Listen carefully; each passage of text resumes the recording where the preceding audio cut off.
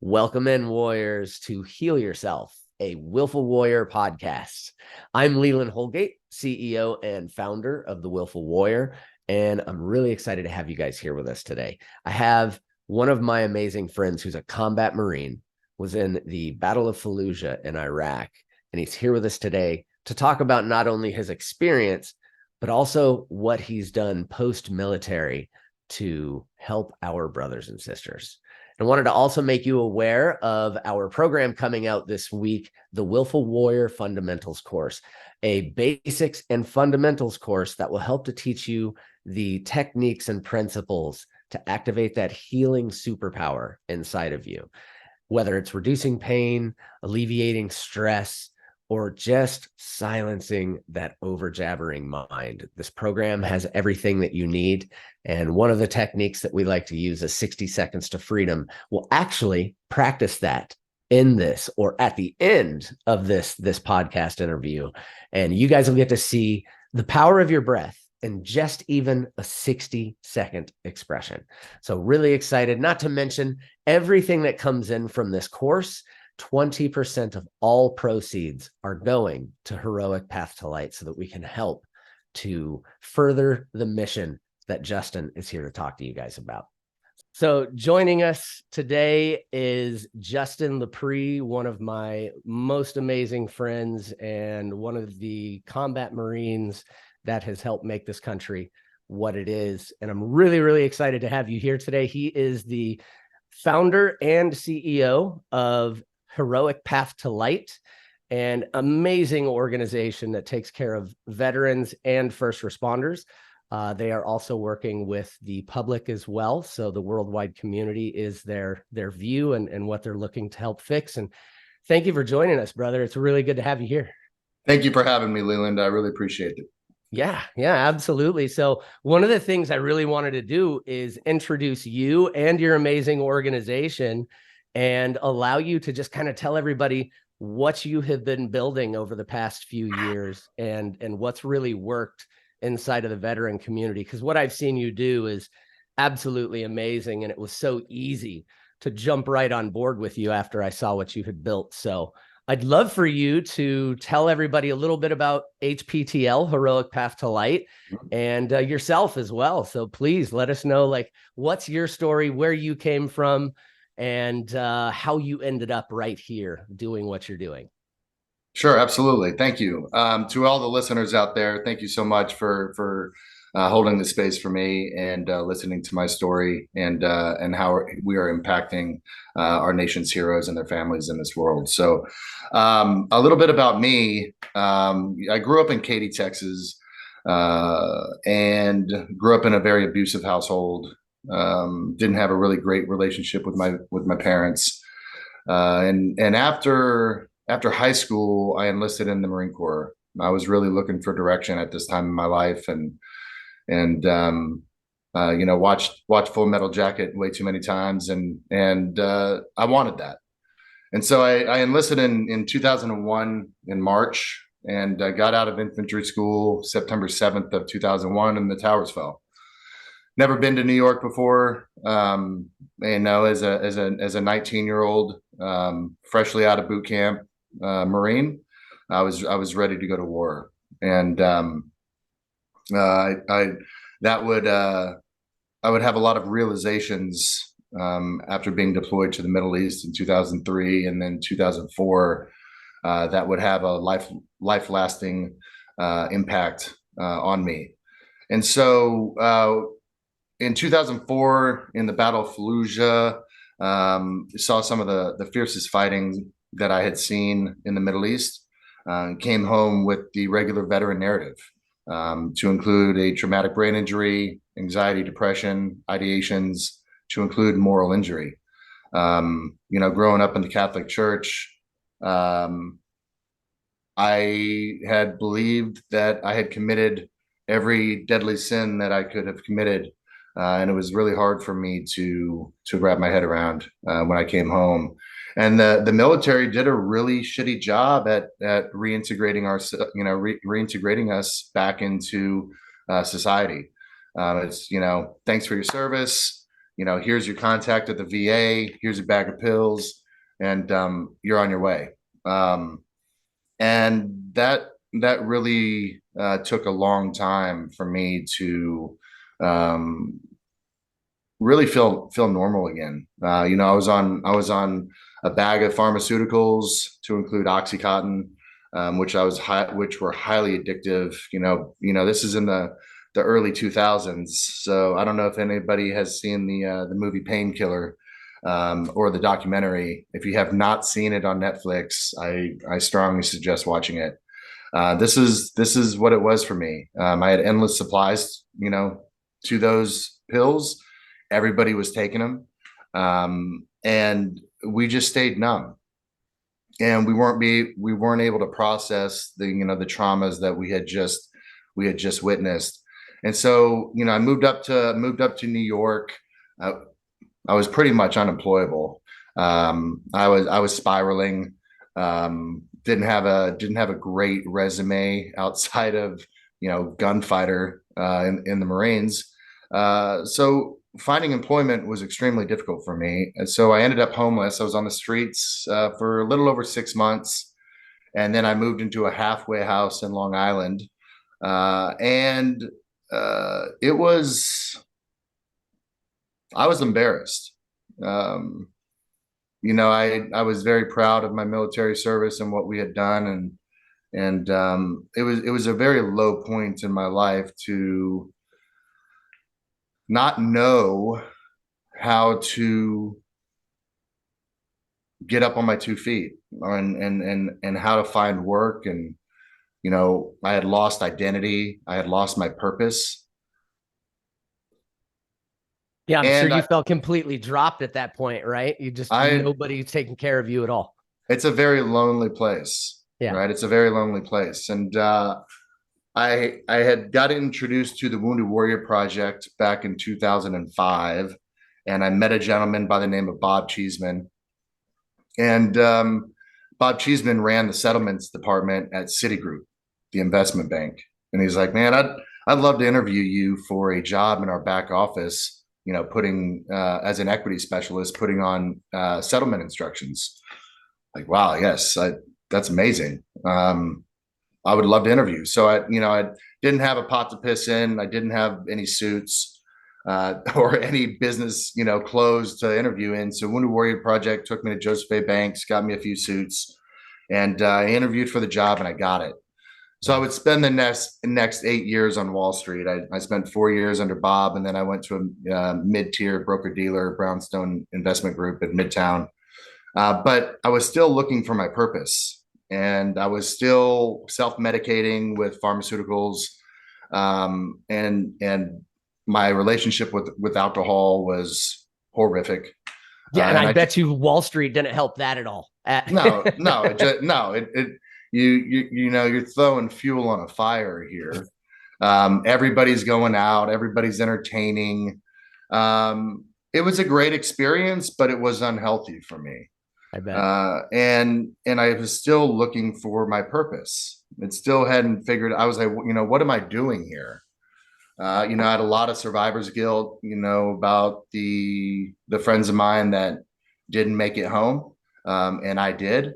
I started to have multiple friends take their own lives and die from suicide, and 15 now friends of mine have killed themselves since 2005. That's a really epic number. So in 2013, fast forward a little bit, I wanted to move back to Texas, and I was recently married, and I wanted to move back to Texas, and I wanted to serve the community as a firefighter for the city of Austin. And so it took me a couple of years to get on. I was running out of time. The age limit, due to the pension, was 35. I needed to get in. And I mean, I came in, sliding into home base, with no time left. But got on. It was a very transformative experience for me, to go through their training academy, and get back to service. Yeah. Yeah.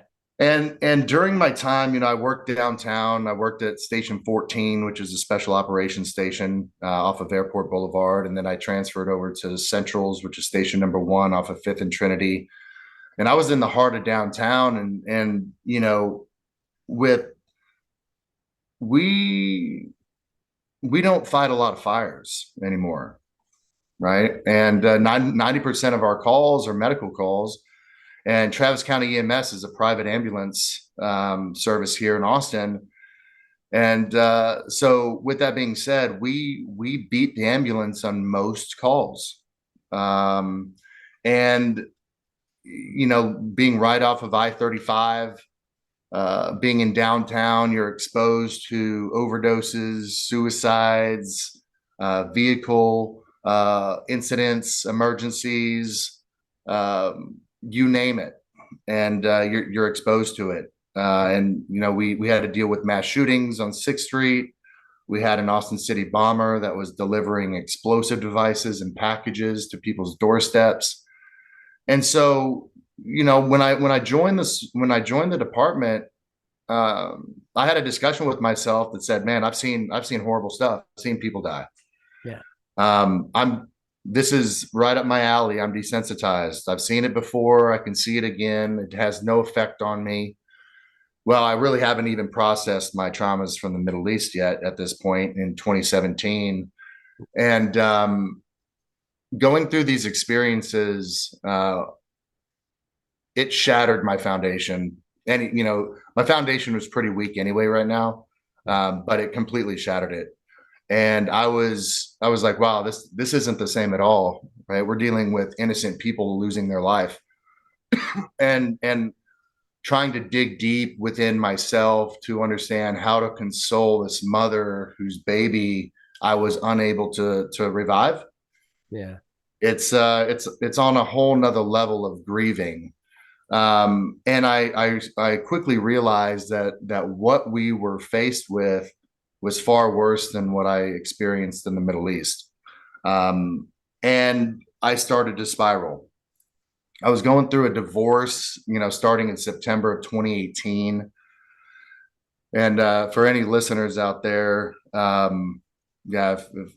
those that have gone through a life change, like a separation or divorce, I can tell you when there's kids involved, it sucks it out of you. It's an incredibly traumatic experience in its own sense, to go through this life change.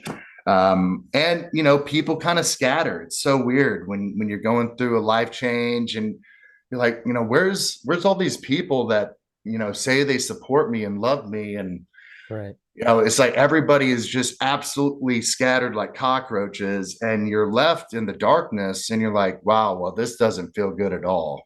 Yeah. Maybe I should punch out. And I had a lot of back and forth conversations with myself. I was very unhealthy. I was drinking heavily at the time. And I was like, you know what? I don't need to be here anymore. My kids are going to be fine. They have their mother, they have their grandparents, and I just feel like I'm a burden. And my gift to them would be to exit. So in November of 2018, after a call, I was on duty at the time. I walked out to my truck. It was raining outside. I had written a final letter, my last letter to Stella and Leo, which were 4 and 1 at the time. And these are your babies, right? These are my babies. And I wrote them a letter, and it was addressed for when they turned 18. So I knew that they were mentally capable of reading what I had to say. But it was my goodbye letter. And I had it next to me on the truck. I had everything laid out in the truck properly. So when somebody would find me, they would know what the next steps were. There was instructions on who to contact. And I had my SIG 45 laying in my lap. It's a weapon that I carried with me over in the Middle East, and I still carried with me as my personal defense weapon up to this point. And I was calm, man. I was super calm. I was confident in the decision. And I really felt that I was going to be doing people a great justice and in favor of exiting, so they didn't have to bear witness to my spiraling out mentality anymore. So I put the gun in my mouth and I pulled the trigger, and I remember the hammer dropping. Wow. And nothing happened. Just And misfired. I was super confused. Wow. And I'm like, what the fuck? And I take out the magazine and I rack back, and it's completely empty. Wow. My magazine's empty, the chamber's empty. Now I've never had an empty weapon outside of cleaning it. So somebody within my very tight circle or my engine company had unloaded my weapon out of my truck. Wow. Without telling me, in fear that I would make an attempt on my life. Wow. To this day, I don't know who that person is. And Angel in disguise, obviously. It really is the most beautiful part of that story, is the fact that this individual has kept anonymous since then. I mean, we're talking about almost 5 years ago. Wow. Wow. And can watch me from afar celebrate birthdays and anniversaries and wow. yep. Wow. And so I took a few weeks off of the fire station. I was really shook up. Yeah. Part of me felt like a failure. It was like, I can't even kill myself. And part of me was like, holy shit, you actually tried it. Right. Which actually scared me. To the point surprise the shit out of yourself. Taking the time. I need to take some time and see if this was the right decision, or if this was the universe saying that I still had, some more time left, and more things to do here. So I started to work. So I read a book, How to Change Your Mind by Michael Pollan. And I was fascinated with the idea, because all this was an idea, the idea of being able to rewire my brain, rewire my relationship to my trauma, be able to process it with the use of psychedelic medicines. I'm like, what do I have to lose at this point? Right. I mean, I can assure you that I'm going to manually load the magazine next time. So I assure you, I'm going to watch the round in the chamber, and I'm going to be successful. So do I deserve to see if this works? And my answer just kept coming back to yes. Yeah. Just like, what if? We already know if it doesn't work where I'm headed. So I was like, one last ditch effort. I didn't even know where to buy mushrooms, guys. I was a straight laced fireman. I didn't want to get fired. This was really all I had. I had my children, and I had a career. If I lost one of those 2 pillars of my life, it would have sent me spiraling out.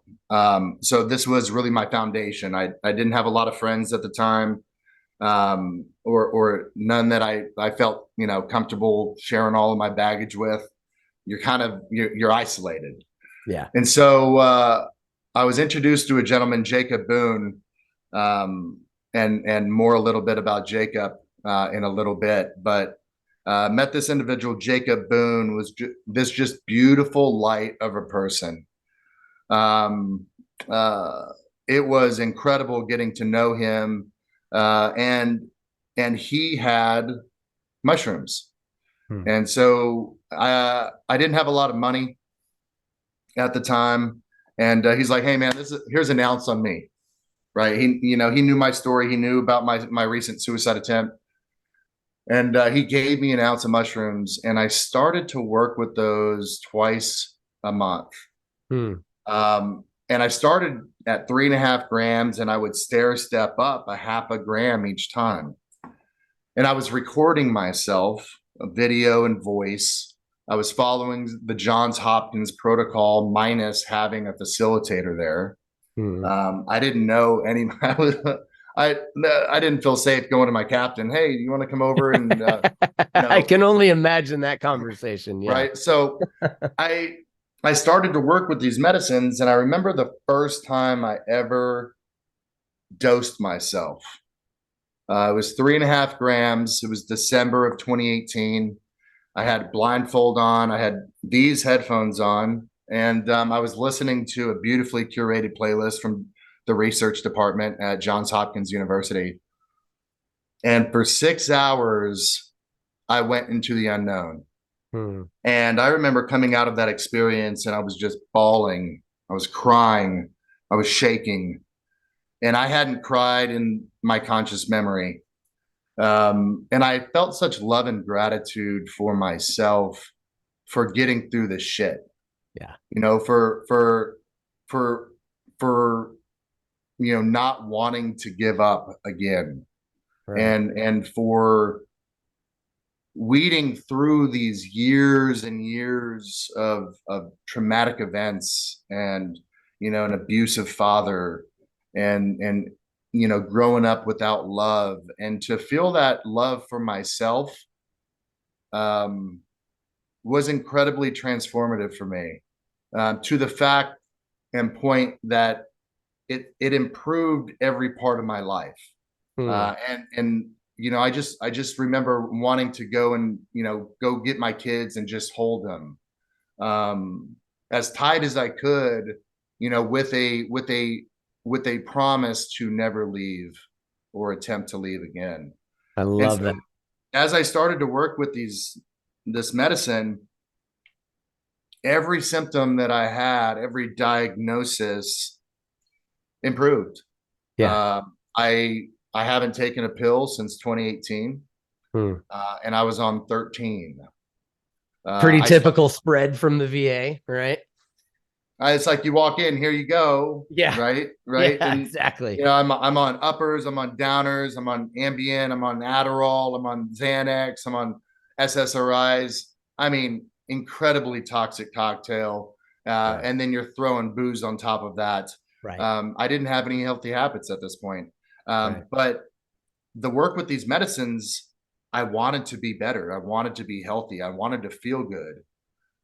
So drinking almost completely stopped. I was weaning off of all of my medications. My anxiety was non-existent. My depression, I was the happiest I'd ever been. Yeah. My traumatic brain injury was improving. I was receiving memories of my childhood that had been completely blocked due to my blast injuries. Yeah.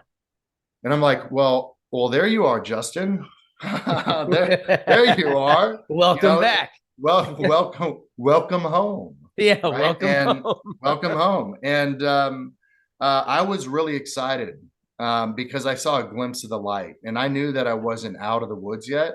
Yeah. And I knew I had a lot of shit to work on. But I was like, man, I need to go tell my brothers and sisters at the fire station about what I've uncovered. Yeah. Because nobody's really talking about this back in 2018 yet. I mean, this is really the beginning of what we now are seeing with a psychedelic renaissance. Right. And so fast forward over the couple of years, I was still working with mushrooms, and I was present. I had the best relationship with my children. I had as good as I could ask for a relationship with their mother. I was focused, and I was creating habits in my life that I had never created before. Yeah. And although I was very grateful of where I came from, I realized that those habits did not serve me any longer. And I needed to introduce habits that were going to serve me and take me into this next chapter of life. And so I was very aware at this point, in 2020, 2021 now, that the fire service was not serving me in the ways that I needed it to serve me. And I just didn't want to have any, less than great days anymore. And I didn't want to have to deal with the mother that's grieving, or, the suicide call, or the jumper, or the overdose, or the murder. I just didn't want to have those types of experiences anymore because they didn't serve me. And, I realized that I didn't have anything to prove to myself anymore. I had done it, right? I've lived many lives, Yeah. up to this point in my life. I'm like, what am I doing? Who am I doing this for? Is it me? Is it my father so he can say that he's proud of me? Is it my mother? Is it my peer group? Right? Like, who am I doing this for? And I realized that I was doing it for everybody else but me. Because I wanted to feel appreciated, that I wanted to feel like I had purpose here. And so in 2022, I went through an Ibogaine experience, where the container was compromised. And, things happened during that retreat that shouldn't have happened. And part of me, when I first came out of the medicine, I was pretty pissed off, that I took time away from my family to be in this container, right? Because it just didn't feel very sacred to me. Right. And you went down, where was this at? It was done here in Austin. Oh, it was in Austin. Okay. But It was in Austin. You went to this plant medicine retreat, right. so to speak, and it did not go anywhere as planned. It really didn't. And I say that to say this. This work is sacred to me. I have an incredibly ritualistic preparation that I put myself through before I do any sort of work. Yeah. With these plant medicines, and fungi, and I look at these as technologies, Agreed. that have been around for millennia. I mean, before we were here, there were mushrooms. They were. I truly, I don't say this to be funny, but it is kind of funny to say. I believe the mushroom is cultivating us as humans. Agreed. And we're not cultivating the mushroom. This, there's a lot of evidence in our history that, as far back as we can see, that the mushroom has been there. Yeah. And they're here. They're here. If we believe God is nature, God is the mushroom, we are God, right? And that I remember having a kind of like, is that okay to say? Like, but we were made in God's image, and so with that idea, well, we are all God.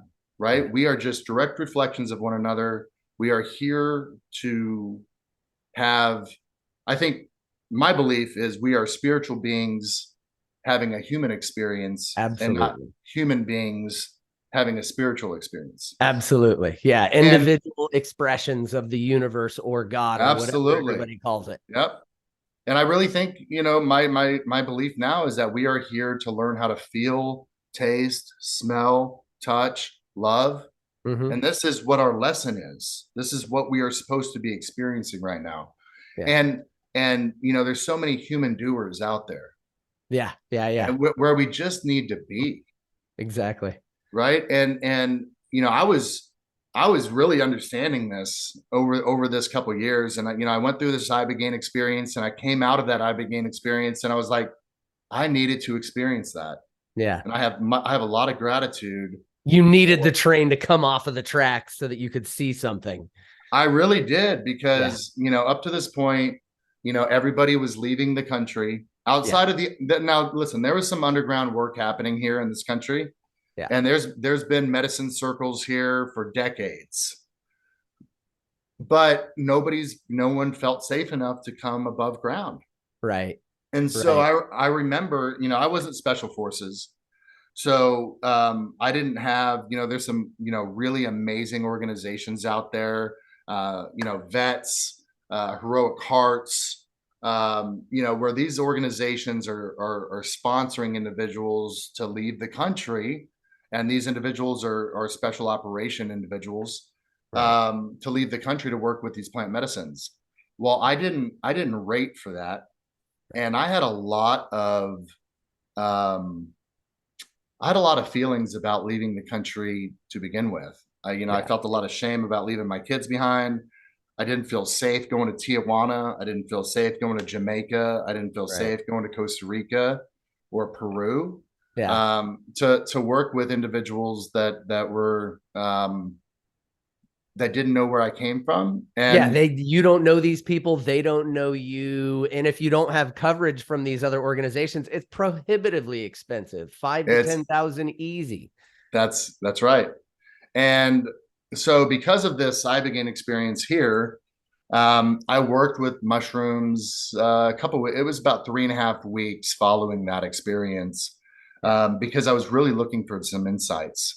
And what was shown to me was a blueprint, for a lack of better words, of an organization that existed here in this country that was going to uphold um, with the morals and the ethics of the sacredness of using these compounds to help heal ourselves as well as be a part of our religious and spiritual practice. Right. And so, this name just kept coming to me: path, heroic path, and I'm like, heroic path. Well, I've been on a heroic path, and even now I'm 4 years in to my medicine work. I was like, this as well has been a heroic path, Yeah. and I've been in the darkness, and this is leading me to the light, and I'm becoming my true self again. I was becoming more of who truly Justin is than Yeah. ever before. And I said, well, that's it. It's Heroic Path to Light as the organization. And we are going to make sure that we are able to heal our nation's heroes and their families right here in America. We no Huge. longer have to leave anymore to find this healing. It's right here. This is our Agree. birthright, ladies and gentlemen. Our birthright, right, is these medicines are here to help us Absolutely. grow, help us transform, help us receive insights, learn lessons, heal trauma. Right, I was an atheist at before my first mushroom experience. I came home from war. I didn't believe in God. I was like, that's fucking hell. Yeah. God does not exist. And I remember that first experience. I'm like, oh, man, uh, I I was joking myself, Yeah. and I remember having this spiritual awakening where I just felt connected with everything. And so I wanted to build an organization, a sanctuary to give reverence to the indigenous practices and honor the lineage of where these medicines have been practiced for millennia. Yeah. But to do it here in a modern way, and to do it in this country in a modern way, and really blend modern science and spirituality. And you've been at our retreats. Yeah. Man. You are a staffer, with us, and super grateful to have you and your team on board. You've seen firsthand exactly what I'm explaining right Oh my here. God. Yeah, it's Um, absolutely gorgeous. And what I'd love to do is play that video for everybody just to give them a brief view of what HPTL looks like in process for some of these amazing veterans and first responders. But before we do that, I just want yep. to highlight a couple of things that Justin said for everybody. Look at what he did and all the things that he has been through. I mean, what, you joined at 17, 18, right? Like right out of high school? Yeah, I was almost 19. So yes, Okay. Okay. I was Yeah. 18 So going on 19. right out of high school. So all you knew before that was whatever you had from your childhood and your school experience. And then off you go. I imagine obviously 9/11 was a big thing for you as far as getting you into the service, waking you up and getting you to serve the country. Well, so I joined pre 9/11, but Right. once 9/11 hit, we were at a peace period, Yeah. in early 2001.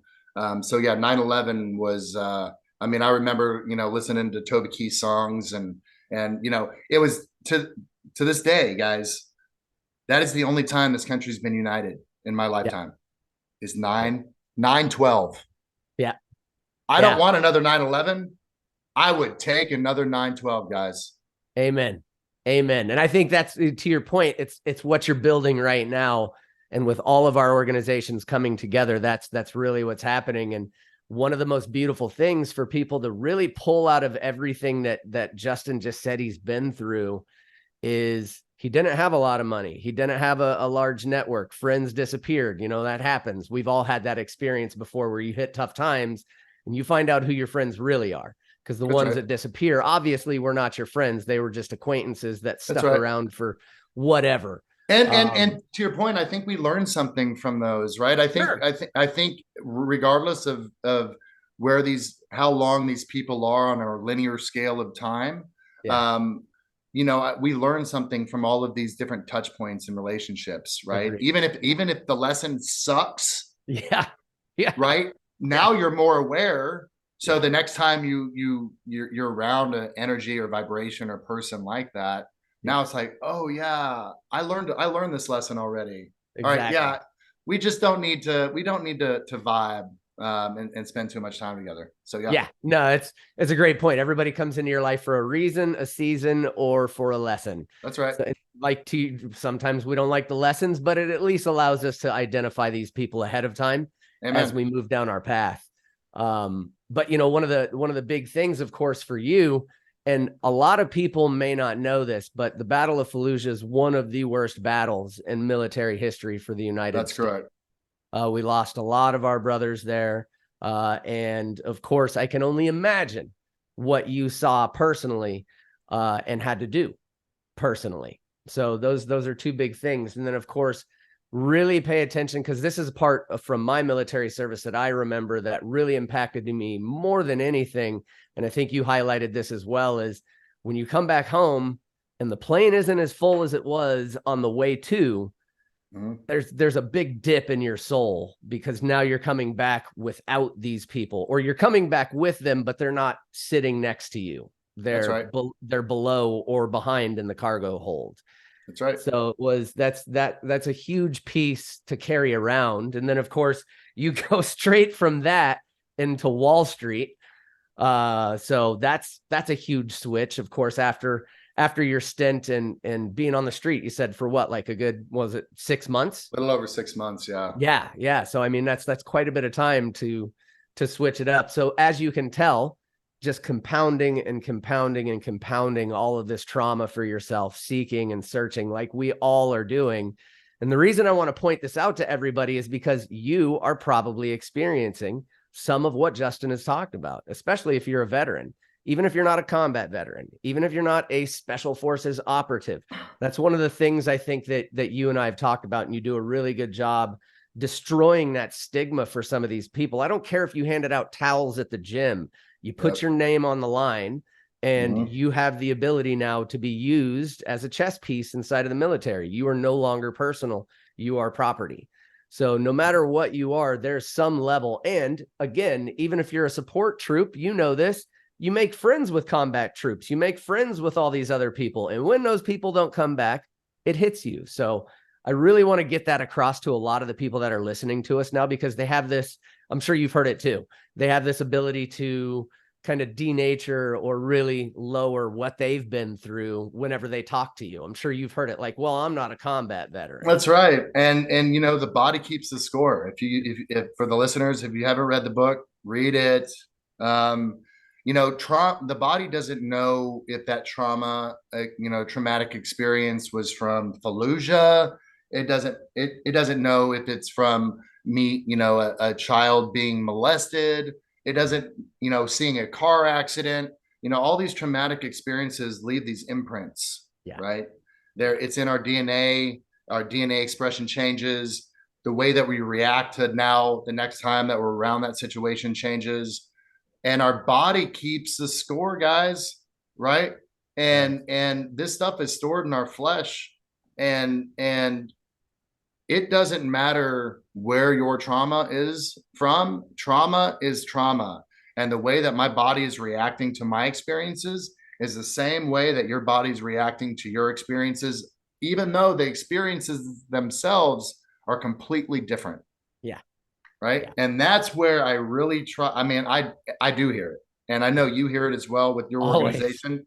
It's like, man, I didn't see anything compared to what you saw. Yeah. I mean, I do. I mean, we hear that all the time. And it's a really great opportunity to educate an individual when they are saying this. Yeah. And give them a reflection on, hey man, it doesn't matter if you didn't have to kill a woman and child in the streets of Iraq. Yeah. Right? Yeah. What you went through is just as traumatic as that experience was for me. Exactly. And allowing individuals to not, trauma shame or trauma compare, right? But to understand, hey, we're just all here walking each other home. Yeah. And we don't have to do it alone anymore. Yeah. I mean, that's really the magic sauce in my book.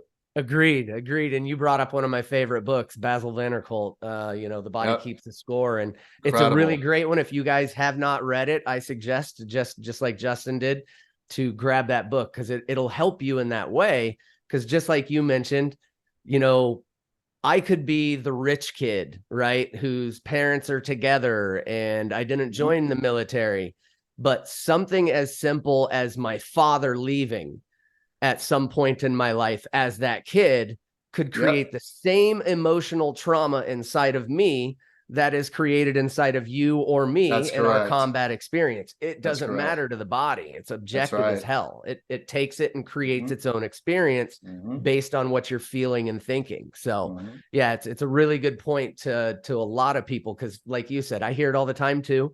And I immediately remind that person, listen, you don't have to be a combat veteran like me to experience the trauma that I've experienced. That's right. Same thing. You may not have taken lives or seen lives taken, but your brain processes whatever you've been through the exact same way that my brain and your brain has processed what we have gone through. Absolutely right. So it's another reason I love Heroic Path to Light so much is, one of the things that we're going to talk about here coming up in just a moment after we look at this video is that you have included, like we did at Warriors for Life America, the first responder as well, which in many ways, as far as I'm concerned, after listening to you and so many other of our veterans and non-veteran first responders, it does sound like a little bit more of a traumatic experience in that sense of these people didn't sign up to meet me. At least in the military, those guys signed up to come find me wherever I was. Whoever you're dealing with now, as far as a first responder, I mean, my God, I can only imagine. Jeez. It's and listen, the veteran community is leading the charge in psychedelic therapy and the research and the anecdotal stories. People are listening. I mean, veterans groups are going to Capitol Hill. They're speaking to congressmen and women. They're speaking to staffers. They're educating. They're telling their stories. Right. We just had the hearing in Kentucky for the $42 million that is hopefully going to be released soon to study really ibogaine research. And that hearing was filled with stories of transformation by veterans.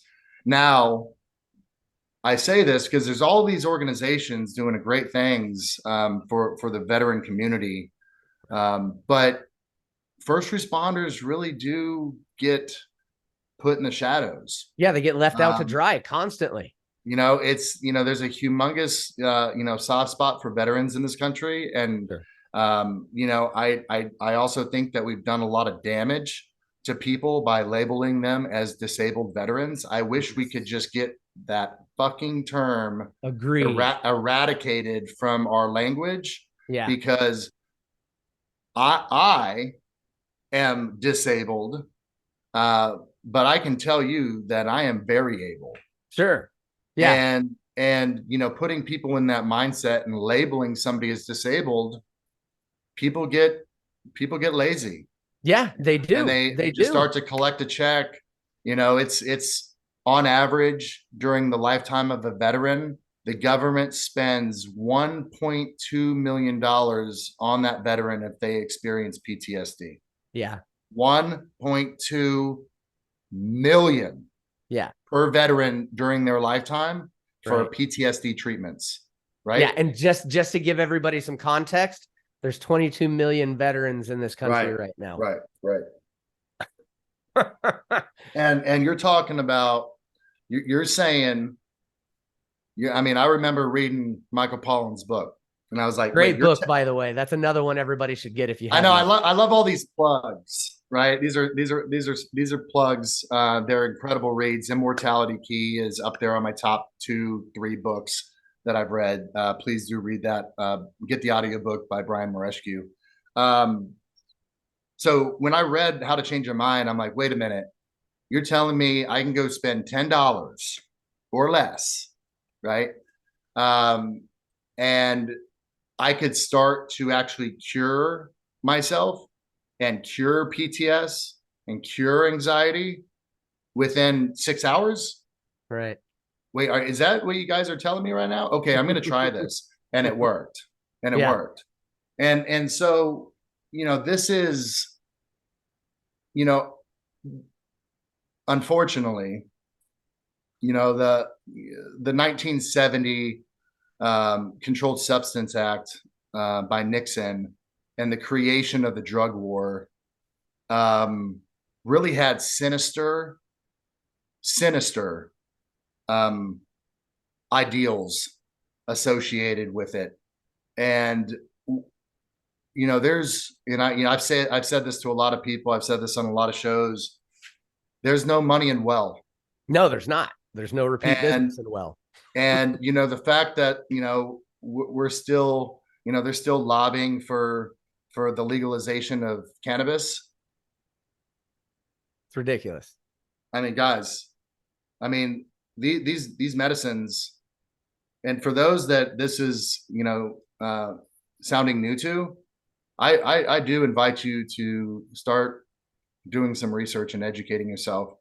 Heck yes. These compounds have been used for religious, spiritual, and healing purposes forever. Yeah, for eons. For literally eons. And when our government couldn't figure out how to monetize on something that somebody could grow in their backyard, right? They made it all Schedule 1 and took it away from us. Exactly. And the war on drugs has killed countless lives. It has empowered cartels and domestic terrorists, right? And nobody really talks about this stuff. No, it's all flown under the radar. And it's taking hundreds of millions of dollars to, Rick Doblin, God bless him, has been in the trenches to legalize MDMA for the last 30 years. Yeah. Hundreds of millions of dollars to go in this research to show that it can treat PTS. Right. And when really MDMA was there to, it was designed to, for couples therapy. Right. Yeah. And here we are. Great heart opener. It got a bad rap in the 80s, right? People just wanted to express themselves and they wanted to feel connected. And I'm not saying there's anything wrong with that. Who am I to say that there's something wrong with, hey, I'm lacking something. There's a huge void in my life. I just want to connect with other beings. Mm-hmm. And it's crazy how much money and time has to go through unwinding a really bad decision by our president at the time to make all of these compounds illegal. And so it's been a pain. And what's really a pain is, all of these clinical trials that are happening with MDMA and psilocybin right now. Right. they're going through these trials to treat a diagnosis. To treat a diagnosis. So with treatment-resistant depression, right? You've had to try 3 different SSRIs to failure, right? That's ridiculous. And then because now I have treatment-resistant depression, now I can get prescribed psilocybin. Right. Right. If I haven't offed myself by then because everything. Yeah. That's correct. You know, we treat symptoms in this country. Yes, we treat symptoms. Oh, you have anxiety? Here's a Xanax. Yeah, exactly. Exactly. Wait, you have depression? Here's a pill that's going to upregulate your serotonin. Yeah. We don't look at this as, you know, let's figure out why you have depression or why you have anxiety in the first place. Yeah, the underlying causes, not the symptoms. Yeah, correct. Let's get down to the root cause, gentlemen. Yeah. And these are what these medicines are so profound in doing. There we go. It's like they are a sculptor. Yeah. And they will go into the pits of your subconscious and they will flush stuff out that you didn't even know existed. Yeah. I recently worked with iboga, which is a shrub from Africa. Extremely transformative. This was this year, and I realized that I was sexually molested as a 5-year-old boy. I just turned 42 yesterday, listeners, and I just want to let you know that for 36 years, 36 years, I did not know this event happened to me. And you know, it's so great about the work that we're doing is I have an incredible community and a family now. Yeah. And so by realizing this traumatic event from my childhood, I had a support system there to help me unpack that. Yeah. And that's really what's been profound in these medicines. Like these technologies, they know exactly what they're doing. They do. Yes, they do. They go after the right pathways. They're just magic that way. And they don't necessarily give you more than you can handle. No, they don't. They never do. Never do. Not once. You know, it's always, you know, I say this in my discussions, and my reference is, you know, really looking back at the work I've done since 2018. It's just peeling the layers of an onion away, right? It's just every single time, you know, I'm working with these medicines. I'm integrating those experiences. I'm learning new habits and practices to include your incredible breath work. It's just another layer of that onion that it's getting peeled away. Yeah. And at that core of that onion is who Justin truly is. Yeah, you. it's me. Yeah. And you know, that's what's so beautiful about this. Now, I'll say I have some trepidation about the space in the psychedelic renaissance. You know, you got to think we have a world population of people that are needing purpose, that are needing to feel, people are just freaking shaking for an opportunity to feel and to experience. And if we are not careful, this movement, we're feeding people too much information. It's like everything that we you know, there's all these, you know, big pharma's coming into the psychedelic space. We have all these startup companies. There's another chocolate bar, right? Or there's more gummies. It's like, I mean, it feels like this bubble is not sustainable, right? And all of this information. I mean, we went to Denver for the MAPS conference. I couldn't believe. I mean, there was 12,000. I mean, how many people were there? Yeah, easily 12 to 13K. It was incredible. And I mean, there's 50 ketamine clinics representing themselves there, and it's like, what's happening? Yeah. Everybody is looking to have this experience and to feel again and find their purpose. Yeah. But if not, what we're finding and what I'm seeing is, because of the clinicalization of these molecules and the medical model getting involved and big pharma getting involved, we're removing the sacredness Yes. of these medicines and molecules and what they are originally intended for and how to be used. We're westernizing. Yeah. We're westernizing these experiences for people. Yeah. And this was really a big conversation I had internally with myself on what I wanted to create. Yeah. And really making sure that we can remember just how sacred these molecules are, just how sacred we are. Yeah. And creating that container for individuals to process and to just be, while still having a medical intake and screening process, while still having nurse practitioners and a medical director, while still having therapists and psychologists and integration specialists. Like, all of that can coexist in a spiritual container. Agreed. I mean, yeah. Who says that it can't? No, yeah, that's absolutely a can. And I think it's a great place to play that video to give people a lead in so we can really open up HPTL a little bit more. And one of the things too that I want to highlight for everybody is pay attention to what Justin has said. So if you listen to his story and everything that he has gone through, he didn't have what is set up now with Heroic Path to Light. He didn't have the community. He didn't have the support and all these other things. However, what he did in some way follow a ceremonial footprint by following the lead of the Johns Hopkins folks, right? So that way in his ceremony, it wasn't just him shoveling a bunch of fucking mushrooms into his mouth. Because I know a lot of people think of plant medicines and that's what they picture. Everybody's hanging out and partying and, we're drinking and doing these things and everything. No, it's a completely sacred space that we walk into.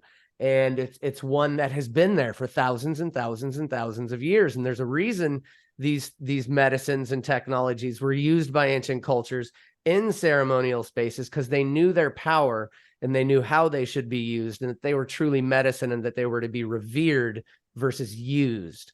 Mm-hmm. So we'll get into HPTL here in a minute, you guys, and Heroic Path to Light is doing it right. I swear to God, it's the gold standard. I mean, you take what you've created and you can cookie cutter that, and it's the perfect program when it's centered around these beautiful plant medicines. And when you pay attention to what Justin said, I mean, look at what happened in just that one session that you had, right? Right. You followed the whole Johns Hopkins, the 6 hours with headset, sensory deprivation, and immediately, without support, without a doctor, without medications, without thousands of dollars spent in medical procedures and all this other shit, you found the core of what you needed for yourself. And that's, to your point, exactly what these medicines do. They are perfect. They know exactly where to go. They know what needs to be highlighted, and they know what needs to be worked on. Yeah, absolutely. Well put. Yeah. So that's one of the things that I wanted to really highlight for folks is, if you're listening to this and you're thinking about plant medicines, because they are right for everyone. I mean, I'm studying to be a neuropsychologist, and we are going to be taking part and we're going to have you guys involved with us, of course, as we take part in researching psilocybin, researching bufo, researching ibogaine, and all these other plant medicines, so that we can have hard, factual-based evidence that we can throw out there for people to show that these medicines are really for everyone and for every situation. And one of the most really important things for everyone to take away from this is don't just go grab these medicines. They're readily available. They're easy to find, but don't just grab these things, sit at home and take them and think that it's going to solve your problem, because what Justin has highlighted for you is that he followed a system. He followed a regimen, which is basically how they used to ceremony in ancient days. And what we're about to show you with Heroic Path to Light is the perfect example of what you can do with these plant medicines, how powerful they are. And if used in the right way, with the right people, with the right support, they will give you everything that you've been looking for your entire life. And they may highlight some things, just like you. I didn't really process that I had been molested at the age of 7 until my 40s. Right. So look at what these things can do for you. They really open up things you weren't even aware of. Right. At any point. And it's really weird. I found that out when my son was 5. Wow. I'm just thinking about that right now. My son is about to turn 6. Yeah. Really, really interesting. And I think these technologies knew that I was ready to process that because I was properly supported. Yeah, exactly. You've got community, you've got team, you've got everything built in around you.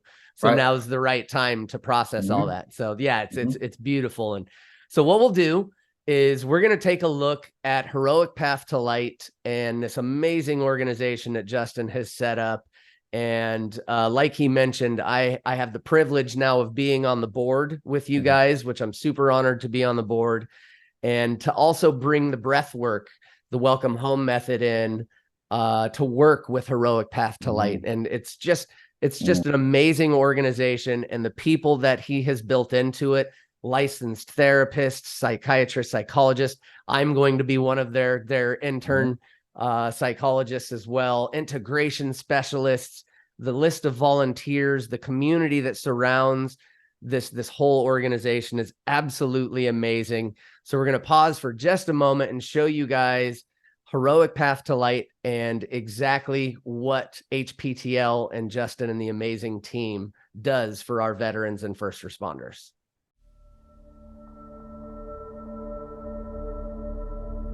If psychedelic therapy did not exist, and I would not have found these medicines, I wouldn't be here. I would have killed myself. I buried 13 of my friends since 2005, and I almost became one of those numbers. The path of self-inquiry takes so much courage. I decided to start Heroic Path to Light as really a leap of faith. I had figured out in a deep psilocybin journey that my purpose was to help others heal. And my idea was, if I just saved one person's life, it was worth it. I wanted to provide access to these medicines, to these therapies, that people didn't have to worry about pulling together funds to go out of the country, to leave their families behind.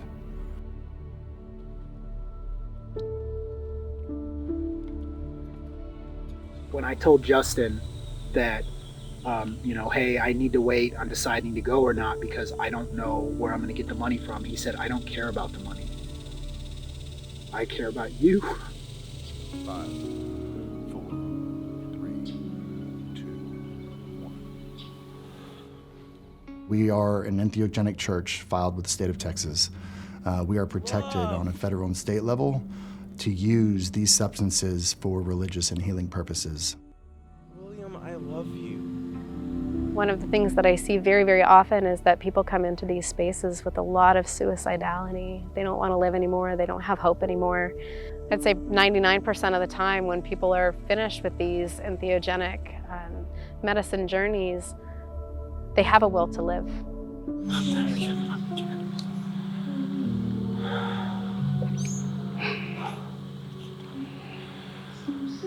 You got me. You really did. The VA's response to care is what pill can solve your problem, not what solution can solve your problem. And so for 10 years, they had me so heavily medicated that I didn't know my name half the time. Bob was really struggling with a lot of suicidality. This was Bob's last hope. There's no greater purpose that I've ever experienced than what I'm doing right now.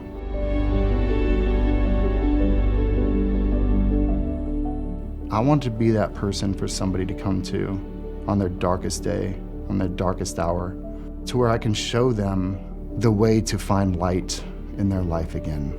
And so that's where the name was born, because we've lived this heroic path, but we're in the darkness. And these medicines are tools to lead you to your life.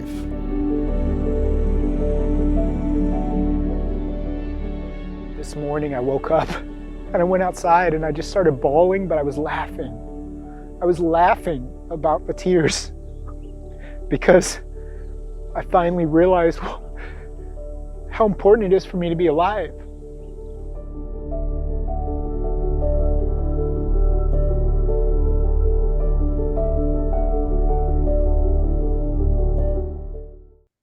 Oh my goodness. Amazing, amazing organization. And anytime I watch that video, I've watched it probably 8,000 times in the past week since you shared it.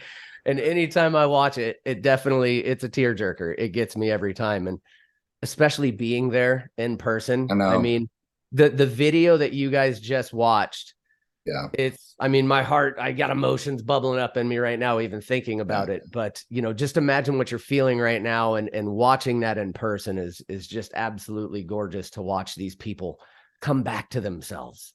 I mean, you're talking about Green Berets and Marines and the battle hardened people crying and hugging and just with the biggest of egos. Yeah, exactly right. Hell's yes. I don't feel, I don't cry, I don't love. Right? I'm like, all right, man. Come spend a couple days with us. Exactly. And then you see them 3-4 days later around the fire circle, crying and hugging everybody. I love all of you. Oh, you guys are amazing. I'm telling you, it really is. This is what we're doing is a way, right? And I'm really, really grateful to have this experience. Like I said, this is the most purposeful thing I've ever done in my life, and I've done some really great stuff.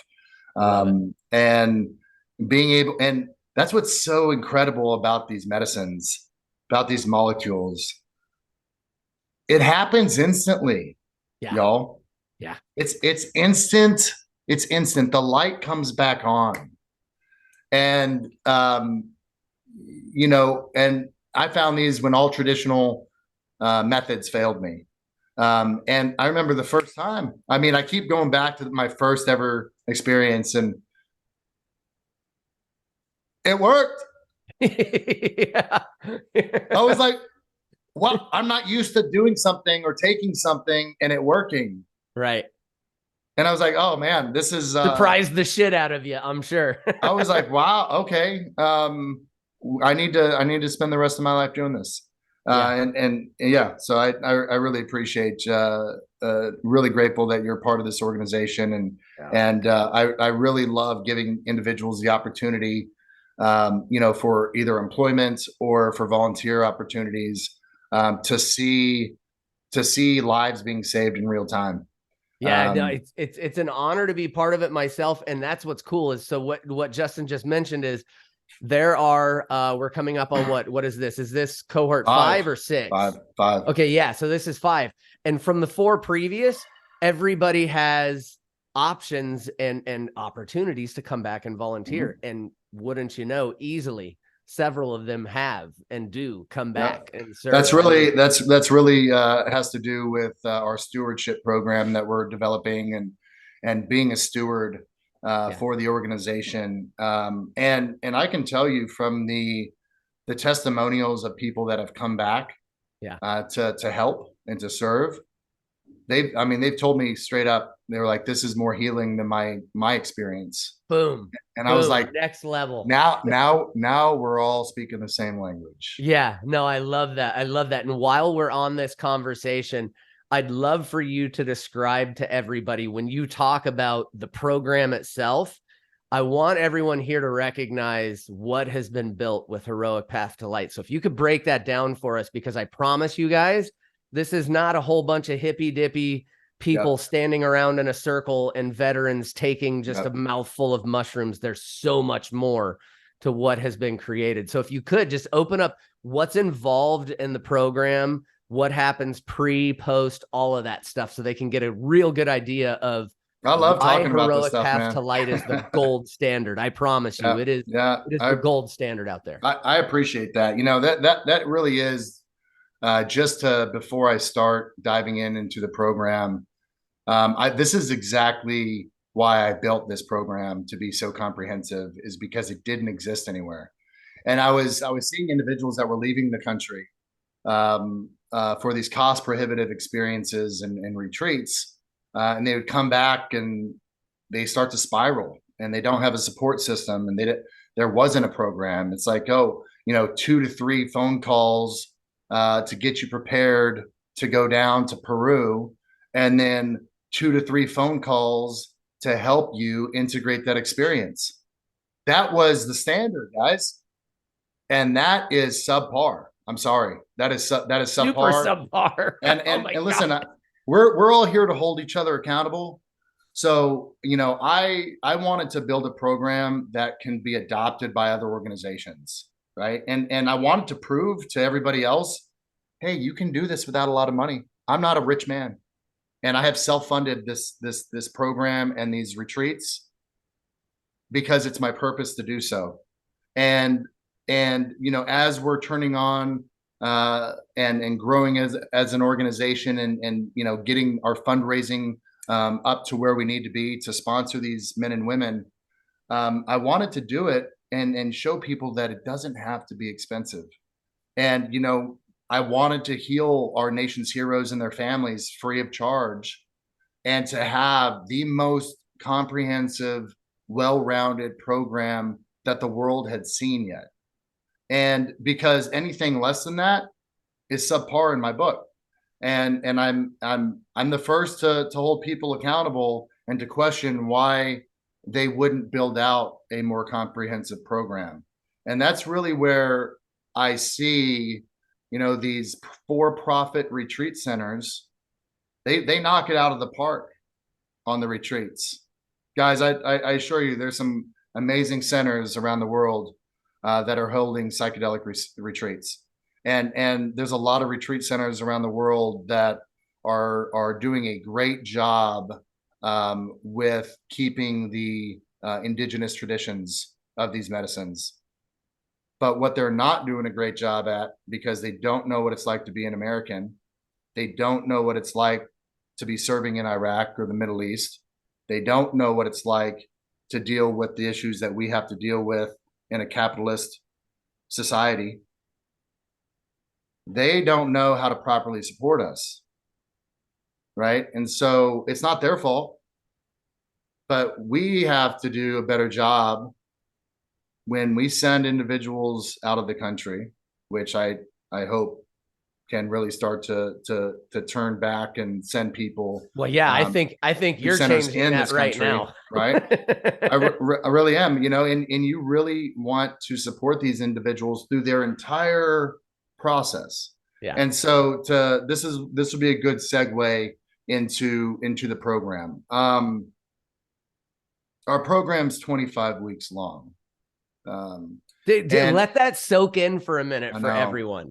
This isn't a here's some mushrooms, goodbye. He said 25 weeks.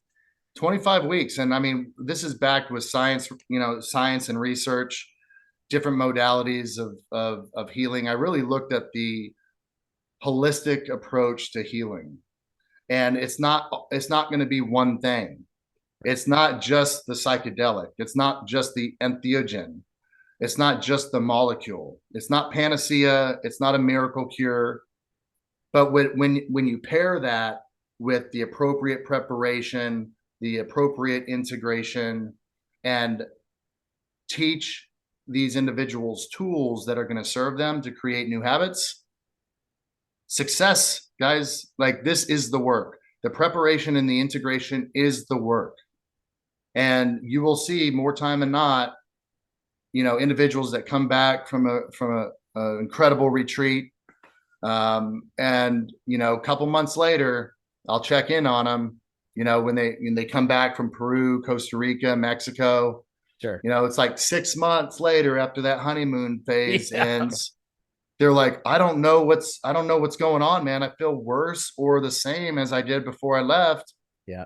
And I think I need to go back and do the medicine again. Yeah. And Yeah. it just makes me cringe. Like I can crawl inside my skin every time I hear this. And I'm like, no, dude, you need to do the work. Yes. Yes. There's no, guys, this is not easy. And no, it's actually some of the hardest work out there. Doing it myself, like it's some of the most worthwhile work ever. it really is. But it's some of the hardest work. It really is. And so, and this is where I really wanted to blend the modern science and spirituality. So when I built this program, I extended the preparation to 8 weeks. And so after their medical intake and they're cleared and approved to come through this program, we get them with our medical staff. I send them a 16-week microdosing protocol to where they will work and take a capsule every other day. For people that are weaning off of medications or not on a medication at all. This is really about starting to build that relationship with this molecule, Right. to help alleviate any sort of anxiety or the depressive states of mind, Right. to really, be intentional surrounding the use of this molecule, to be present with yourself and with your family. And so during this time, they receive their 16-week microdosing protocol, and then they immediately start. We put them in a group thread so that they can meet the rest of their cohort, and they start with a one-on-one session with our lead trauma therapist, Katie LaRoe, and she is incredible. Yeah, she is. And she had left the mission within, and I had learned about that she was not currently working in the space, and I was like, well, this is a great opportunity to grab her up right away. to bring somebody on that is highly respected in this space, and she has helped bring the lights back on with many of our nation's veterans. She's worked with so many, right? I mean, even her husband is a SEAL. Funky. Yep, yeah, absolutely. They both did work for the mission within, and so they have that one-on-one session, and then after that they have 6 group sessions. Now, just to clarify, each session is an hour long, may go a little bit over. It's done on Zoom or Google Meet. And it's done all virtually from the comforts of your home, wherever these individuals are living, because they live all across the country. And I think that's like a key piece, because what you're not doing is adding more trips to their task lists, more things to do. Like, no, stay in the comfort of your home, right, and we've got you supported. Yeah, you really need to meet people where they're at. Yeah. And a lot of these people are down spiraling and down regulating, and we really need to support these individuals. When I mean spiraling out, or they're everything's up regulated, so we're really focused on down regulating. Just wanted to fix what I just said. So during these 6 group calls, we bring in subject matter experts, to include yourself, and the science and the power of the breath. And we'll hit on the science aspect of these molecules and what's actually happening on a neuro, on a spiritual, on a physical sense. And then we'll bring in different subject matter experts. We'll bring in our guides, our sacred medicine guides, our facilitators, so that everybody can start to meet the team and meet the medical staff and know exactly who's going to be supporting them through this process. And then we start introducing them and teaching them different tools that they can start practicing while they're in this preparation phase of their experience. Yeah. And they can start working and doing 5, 10, 15, 30-minute breathwork experiences with the Willful Warrior. that they can start dabbling into meditation, that they can start to learn different mindfulness practices and embodiment practices and just being present. Yeah. Right. Which something they're not used to doing at all. They're not used to doing. And so at the end of those 6 group calls, so they're already starting to hold each other accountable already without even knowing that they're doing it. Yeah. Right. They're already forming this bond. And most of these individuals are strangers to one another. Right. And they're supporting each other. The community is already being developed by them. We just all we did is provide the container. Right. But they're already doing the work. They're holding each other accountable. They're celebrating their highs. They're celebrating their lows. They're cheering each other on. Guys, these are strangers. Yeah. Yeah. But regardless of if they served in the military or they served as a first responder, they all have this shared experience. These are all warrior spirits, right? And after this 6 weeks, they have a round, a final session with Katie, one-on-one, to really round out the preparation program. And this is right, the week before they fly into Austin. During that, we give them, a workbook that they're already working through and give them all the resources and tools that they need to learn about these molecules and really properly support them to get them ready, not just in a physical sense of, hey, we need to change diet, right? We be mindful of what you're putting inside your body, start, drinking adequate water, stop taking supplements, right? But also to get these individuals mentally ready, as well as spiritually ready for those that are spiritual individuals or religious individuals. Right. And I think this is like what I love so much about your program is, like you said, just like they don't know they're already supporting each other, they don't even know that they're building brand new neural grooves, brand new neural pathways, brand new habits, and creating these ways of being far beyond before even being introduced to the plant medicines, besides the microdosing. And I think for those of you who are watching that don't know what microdosing is, it's usually a very small amount that isn't even psychotropic. You're seeing any visuals. You're not tripping. There's nothing happening inside of the body except for the dropping of your oxytocin, that love hormone, your dopamine and serotonin. So it really, like Justin was saying, they're upregulated on their stress hormones right now. So these microdoses help to downregulate those stress hormones and upregulate those happy, more relaxed hormones. So that's something we can talk about further, but I want to make sure everybody understands what microdosing is. And the fact that, like he said, they haven't even met the plant medicine yet. And they're already deep inside of the work, inside of this community that you've built, which I think is absolutely gorgeous, by the way. I appreciate it, man. Thank you. So, when these individuals, show up in Austin, they're prepared. Now, I'm not saying that somebody's not going to be experiencing some anxiety or fear, and those are all normal to experience and to feel. But these individuals now are properly supported, and they have the awareness that, okay, I'm a little scared, but I know that I'm safe, and I know that I'm surrounded by love and people that are going to walk next to me. And I don't have to do this alone. And that alone, just that realization, people can just, let the shoulders drop, let go, pressure relief valve open. and they're ready. And, when they come down, they're going to spend a minimum of 5 days with us, as we onboard different medicines and retreat programs. That'll extend past, but our minimum retreat is 5 days.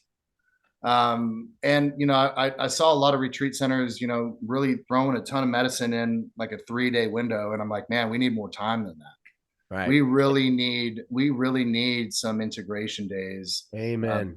built in into these retreats. Yeah. And so to kind of give you guys a 30,000 foot view of the 5-day retreat, beautiful, serene location outside of Austin here.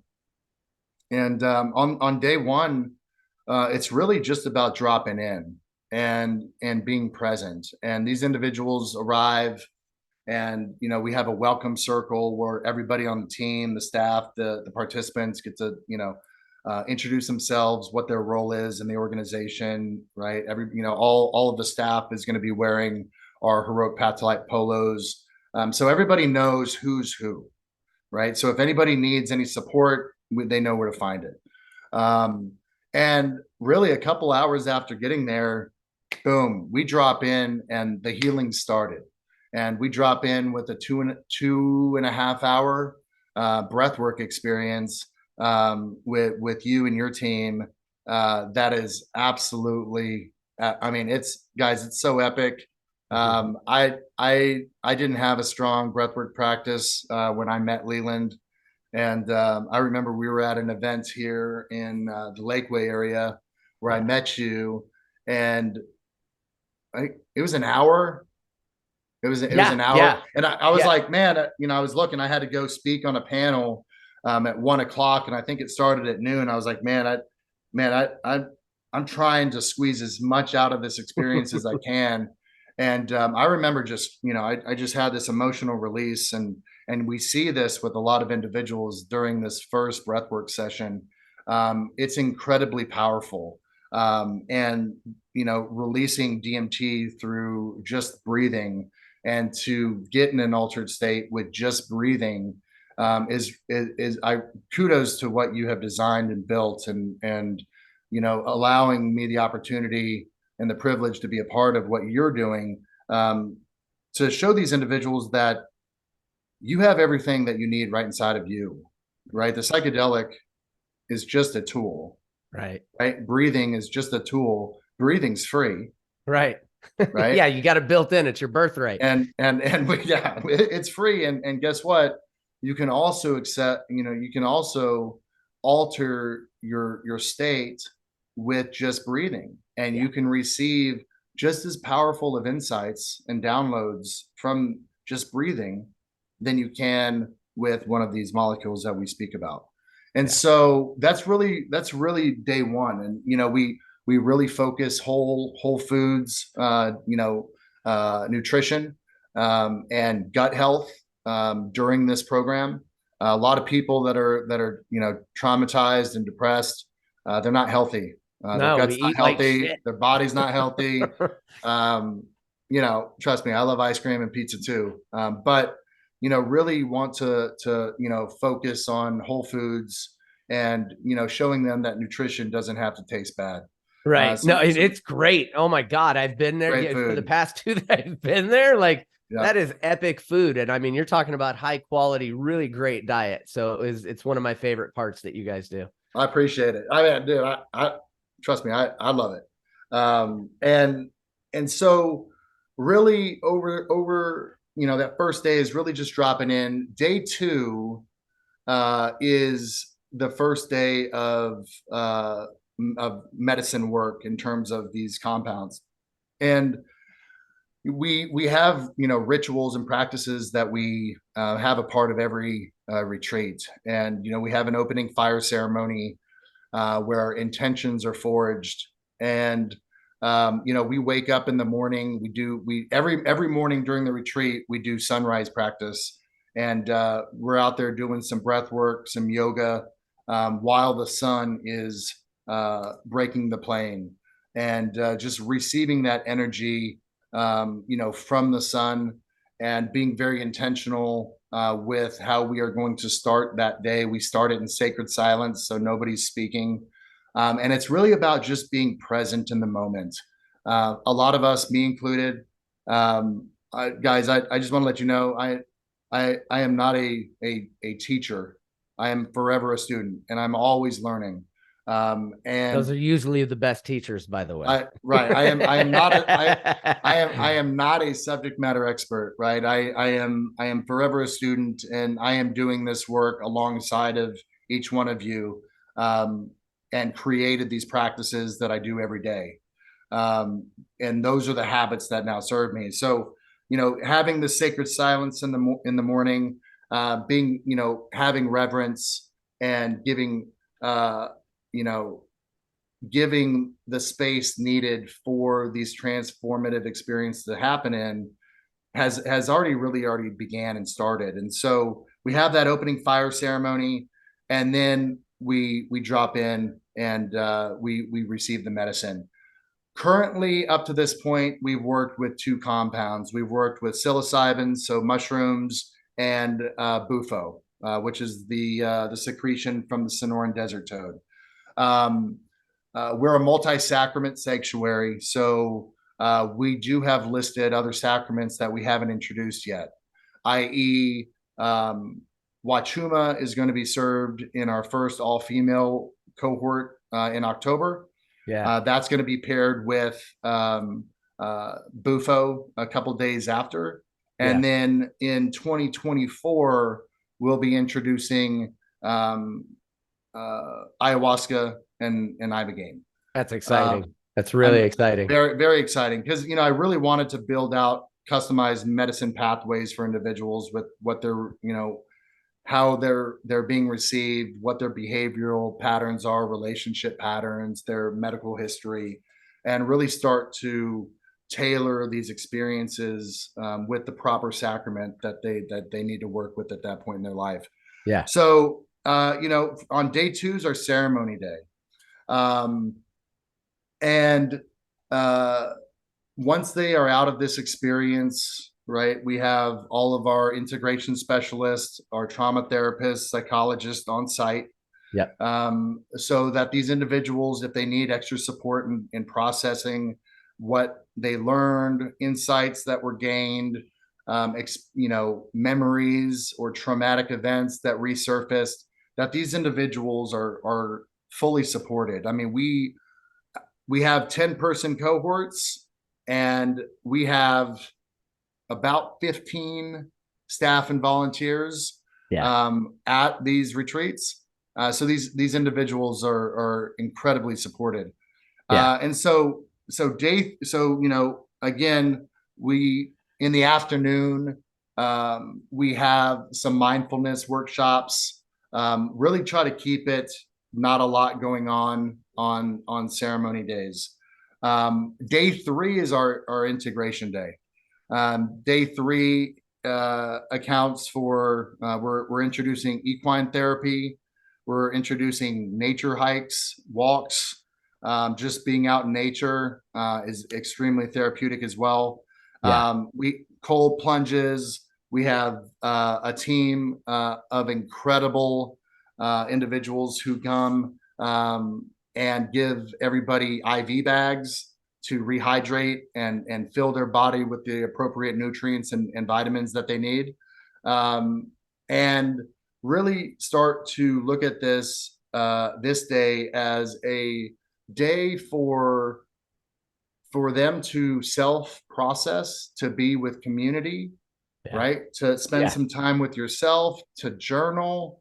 We do have a couple workshops during this day. We have a breathwork experience again with the Willful Warrior, and really start to go deeper in different modalities that these individuals can take back home in their toolbox. Yeah, and I love it, because day 3 is like, that's where you on day 2 and day 1, you're already seeing the lights come back on, but especially after, and by the way, the ceremony space that they have set up on day 2, absolutely beautiful. It's unlike anything I've experienced before, and I've been in some really great ceremonial spaces. So just so you guys can kind of picture this in a way without, painting the entire picture, is those 10 people, our veterans and first responders, are in a very comfortable place. Mm-hmm. They're surrounded by each other, and only surrounded by a couple of the integration specialist in the room, because it's important to not have a lot of stimuli, noise, all this other stuff when the ceremony is going on, right? But it's just an absolutely beautiful space. They have their own Japanese mat. You've got, I mean, the stuff that you guys and your staff has set up is perfect. It's just the way it's done is beautiful. And for the next 6 hours, it's just a safe space. You've created a bubble for them to live within. That is just their bubble. And it's gorgeous. Again, I got emotions welling up because when I see this, day 2 is one of my favorites to watch. It's just absolutely gorgeous to watch them be in their own space. And they probably haven't been there for fucking decades. Yeah, you're right. And I appreciate that. I really took what I had learned through my own journeys and experiences and perfecting the experience with these sacraments, and made that, we created a protocol for now 10 people. Yeah. So, you know, speaking with working with the sacrament of the mushroom, you know, same thing as I used to work with on my own. You know, you have a sleep mask, you have noise canceling headphones. Everybody is listening to the same playlist. They're completely comfortable on these Japanese floor mattresses. They've made a nest of, you know, they're surrounded of, you know, pillows and blankets, and, you know, there's Kleenex, and, you know, there's 3, you know, people outside of the participants in the container. Right. And then we have our support staff outside. So, you know, and that's a combination of facilitators, integration specialists, our therapist. And we really want people to feel safe. And, you know, we really want to have a limited footprint of individuals in the ceremony space while these individuals are sitting with these medicines. Yeah, and I think that was one of my favorite parts that you guys have done, is because just like he said, right outside the room, right outside, I'm there, other integration specialists are there, but in the ceremony space, there's as minimal footprint as possible, so that bubble that has been created, that safe space, does not get infringed on. Absolutely. So, you know, day 3 is really just about integration and, you know, continuing to receive these insights and downloads from the medicine that we were just in ceremony with the day prior. Day 4, one of my seriously all-time, this one gets me every time. Day 4, most sacred days is our Bufo ceremony.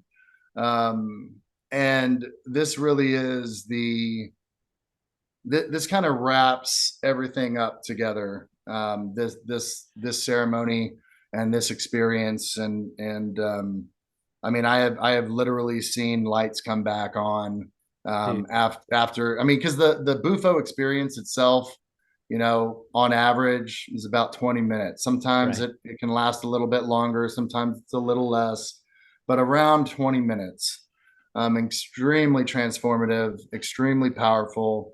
You know, the most, you know, powerful psychedelic that we have found as humans. Agreed. Up to this point. Agreed. And so for these individuals, you know, I really wanted to create a sacred space that these individuals felt safe, they felt loved, and that they know that they're supported. And so this is really, you know, we have 2 ceremony spots for this medicine. And again, limited footprint on who we have inside those ceremonies. And we give everybody an hour 15 minutes to receive this medicine and to process.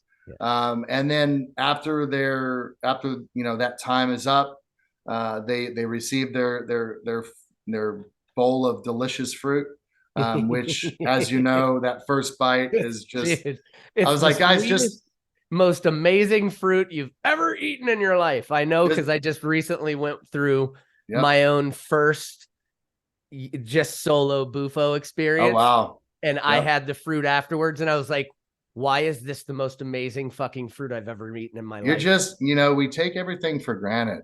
and you know, we're really, you know, we have a hard time being present as a society.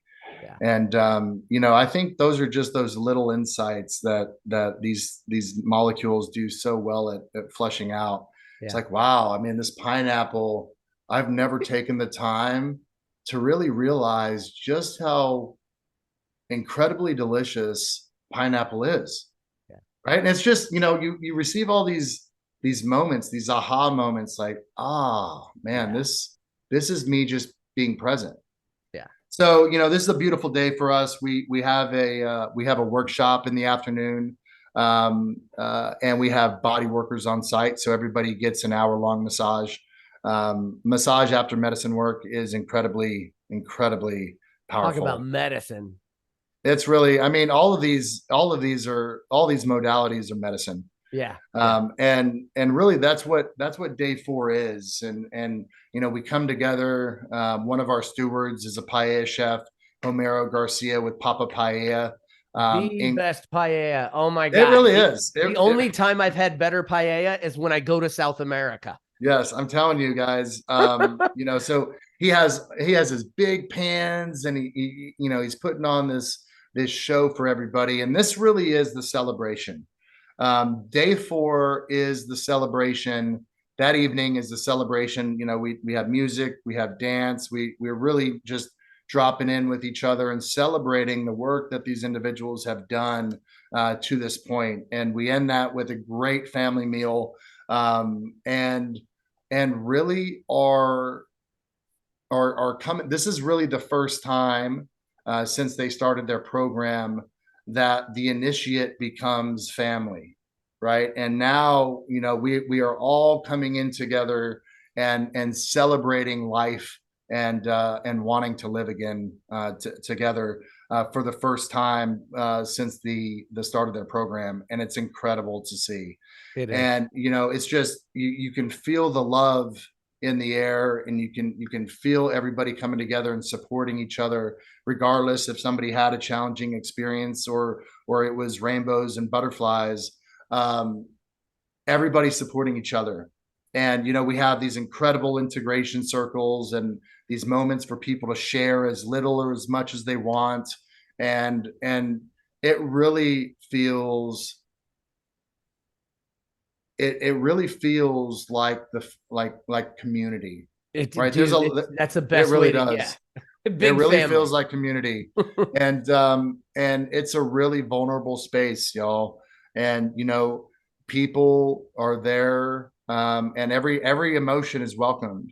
Yeah. And, you know, people are there to process and to grieve and to release and to cry. And it really is incredibly healing for me to be able to watch this happen. And so day 5, we have closing ceremonies, closing remarks.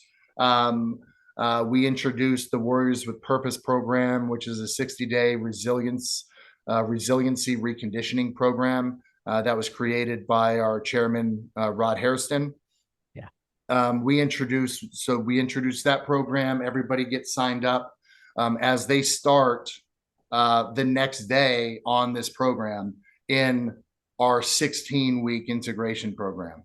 And guys, like, there isn't another program not one like this. And we're being told that this is the best program that exists. It absolutely is. Oh my God. And of course I'm biased, but I mean, I've been in the psilocybin facilitation space for almost 2 decades now, and working inside of that, there has never been an organization like this, which is another reason it was so easy for me to tie my caboose to your train, because my Lord, yeah, there's nothing like this out there. Nothing. You know, and to everyone's credit, you know, everyone's doing great work in this space, but I do think that the bar needed to be raised. Agreed. And I think that's a fair point that I like to tell people is I'm not downing on other people's techniques. I'm not downing on other people's organizations.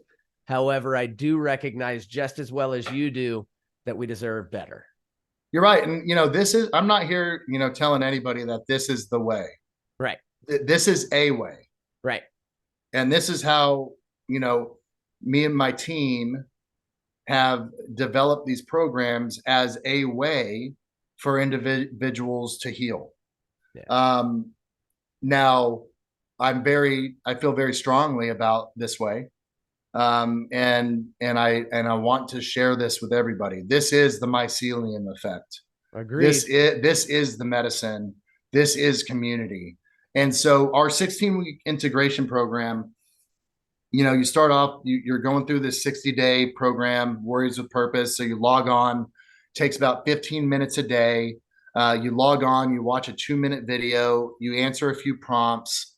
And what's happening during the 60 days, just with this part of the program, is they're creating a habit. Yeah.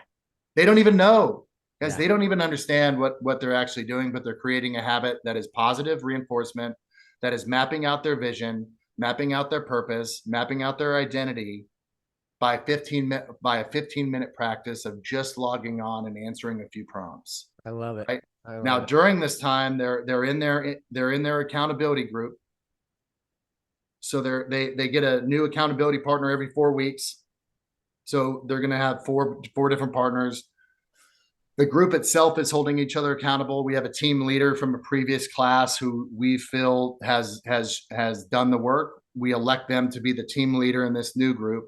So he's the accountability group's team leader.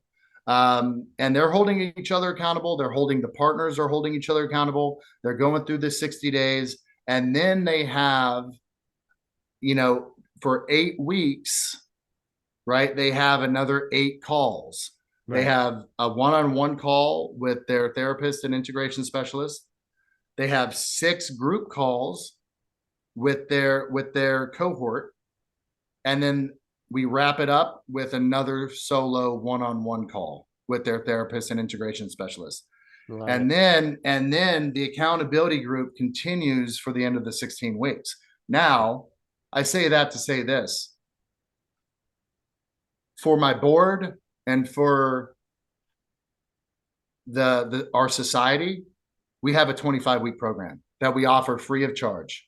Yeah. For these individuals, veterans, first responders, Gold White Star widows, and their family members can apply for a healing grant and come through this program free of charge. One thing I did not mention is the spouses get a 4-week preparation and a 4-week integration program with the 10 spouses, or partners or family members. They get an 8-week program while their loved one is going through this 25-week program. Huge. Nobody's doing that. Nobody's taking care of the support structure at home. I love that.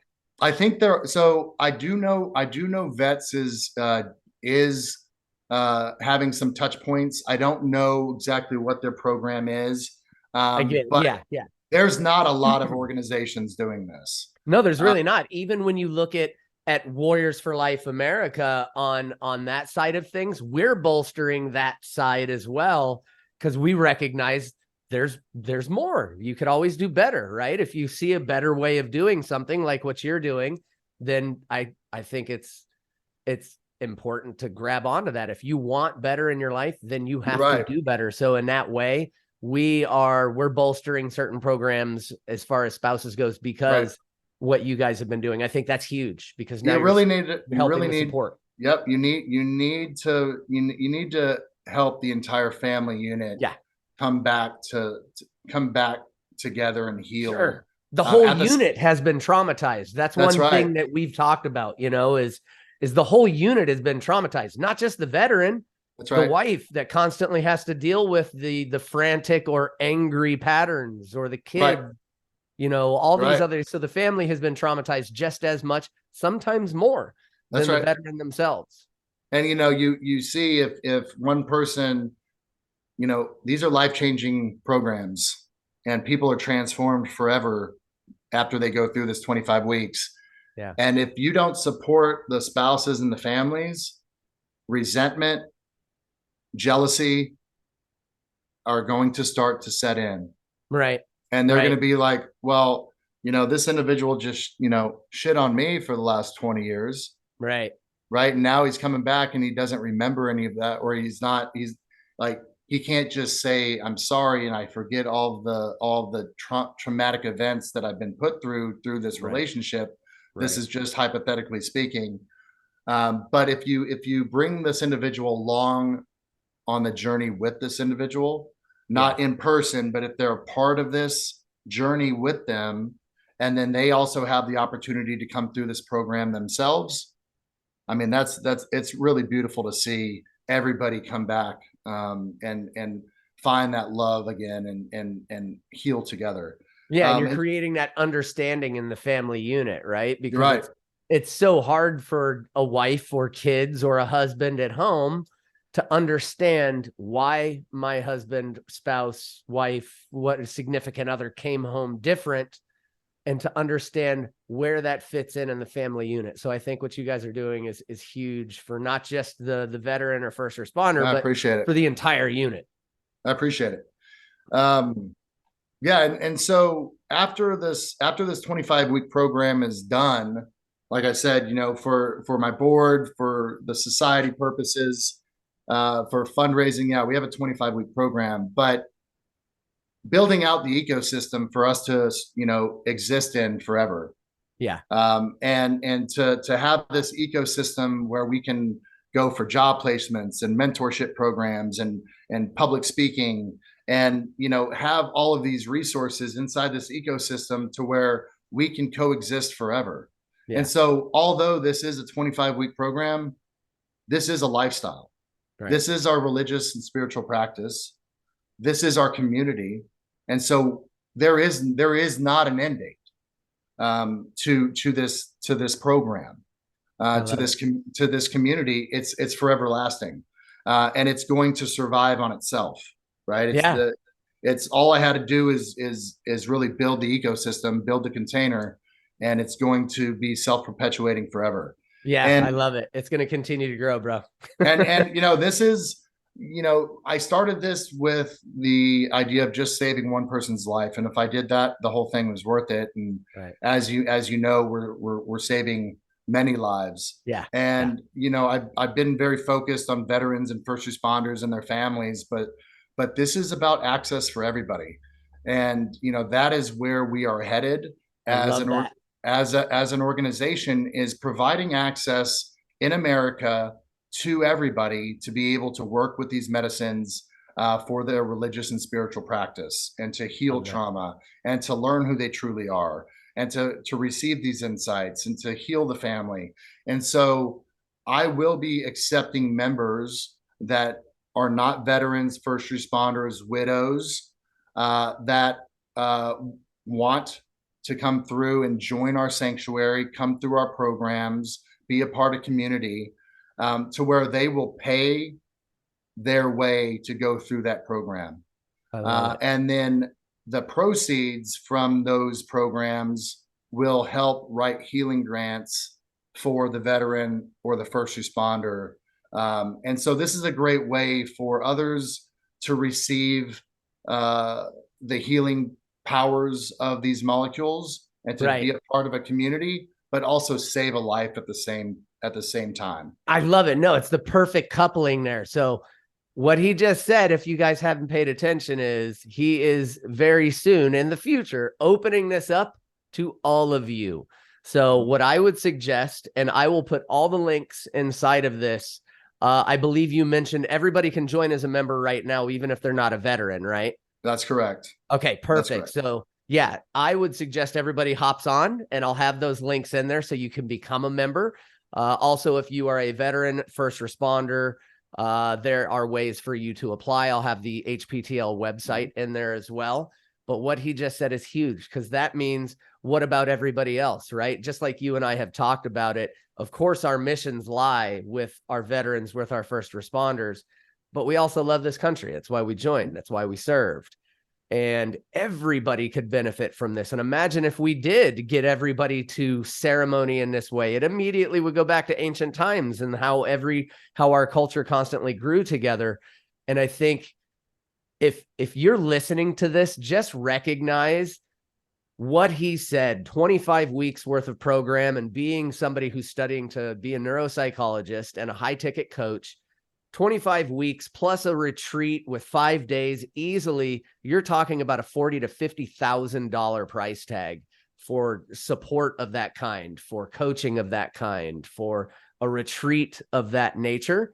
And I guarantee you won't even pay what that is, but it's exciting to know that you yourself, if you're a civilian and not a first responder, not a veteran, not active duty military, but you will be able to go through this process and heal in America as well in the future because of HPTL. Amen. Yeah. Amen. I mean, we're all walking each other home. Yeah. And I can't forget about, my friends that I have that aren't veterans, or they're not first responders, but they're coming to me and they're like, dude, I want to die. Yeah. And what am I supposed to do with that? I'm here on this. My purpose is to help people heal, regardless of what they identify with, right? Regardless if I'm a Marine Corps veteran or a firefighter, right? Those are just roles that I played. I'm a human being. You're a human being.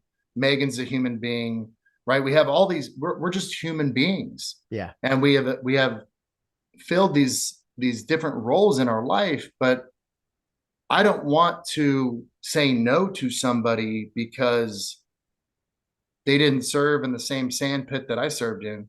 Right. Right. I want to provide access to everybody in this country in a way that's not being done anywhere else. And to truly build that community for us to thrive in. And so I really appreciate you giving me the opportunity to highlight the work that we're doing. Oh my God, it's been an honor having you here. And so just a few things, you guys. For one, just like I reminded you in the beginning, if you have not yet, go on to all the social platforms. You can find Heroic Path to Light.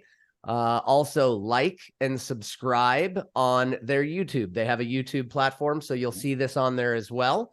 So make sure that you are subscribing to everything that they're doing. We'll have the information for the Heroic Path. I believe it's heroicpathtolight.org, or is it .com? That's correct.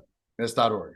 Okay, so heroicpathtolight.org. I'll put all of this stuff in the comments, but go to that right now, sign up as a member. And for those of you that are willing to donate, please, I'll put in, there's ways for you to donate on the HPTL website, as well as on the Willful Warrior website as well. So if you feel like giving, please give to your heart's content, and we will keep you updated on all of these amazing things. And we'll for sure let you know when Justin pulls the trigger on letting civilians come through and everybody else come through. Cause I think that's, to your point, one of the biggest things too now that we're spreading out and working with a worldwide community. Because yes, our brothers and sisters are our main focus, but we also, same thing. I've got all these other friends that have had all the same mental issues that I have had as a veteran. And how can I say no? That's right. Amen.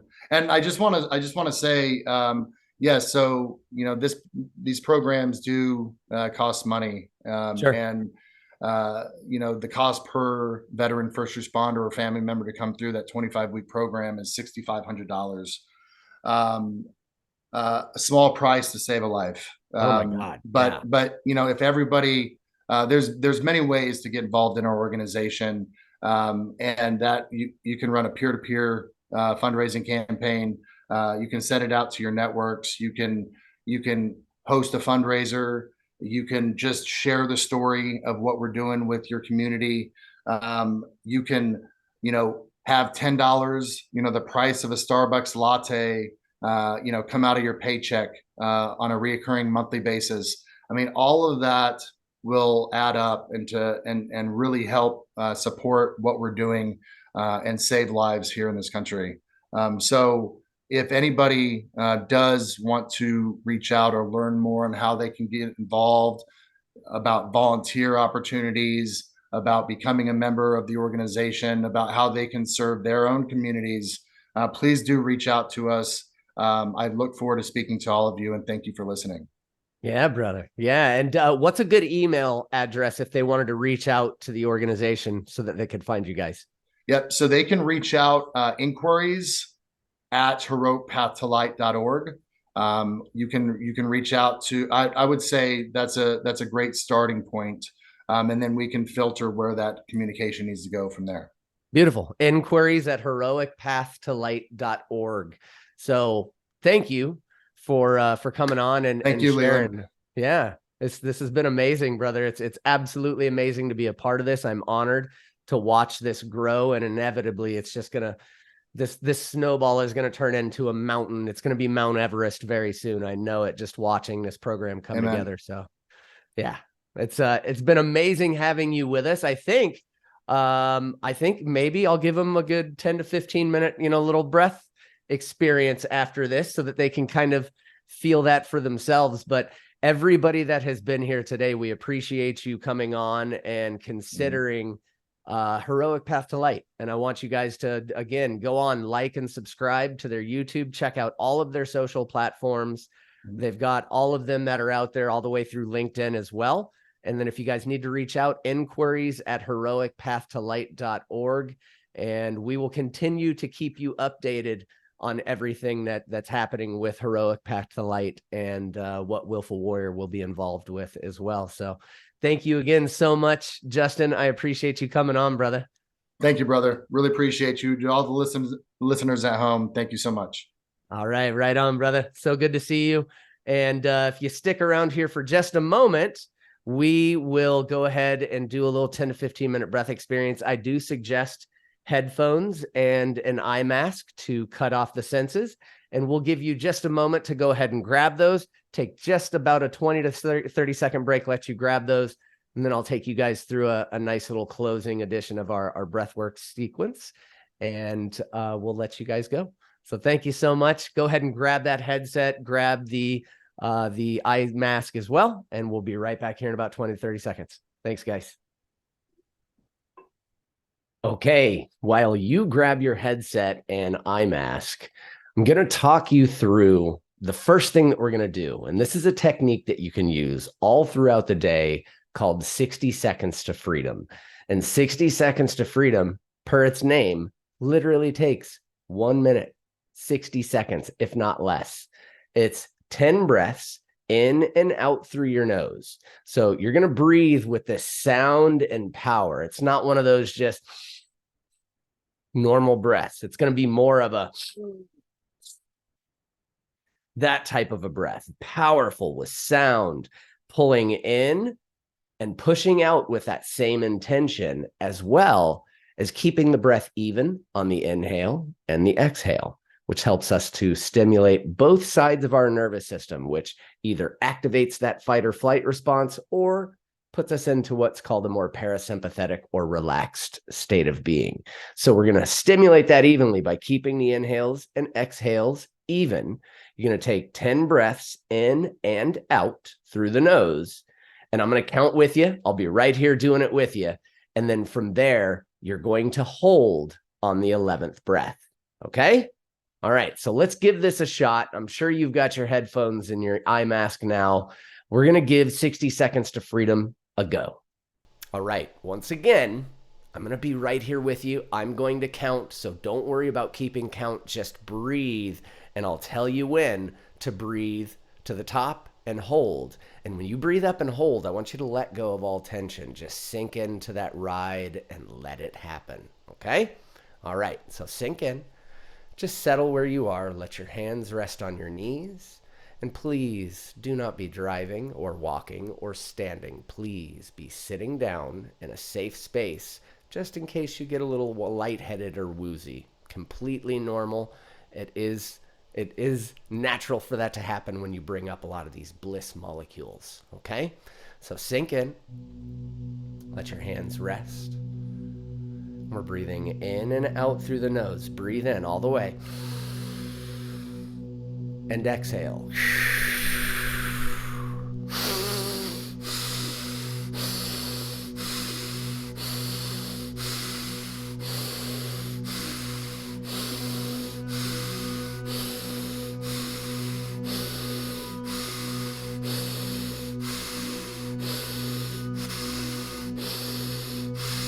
Breathe in and hold. Breathe in all the way and hold. Hold the breath. Let your shoulders fall. Release tension. And go on that ride.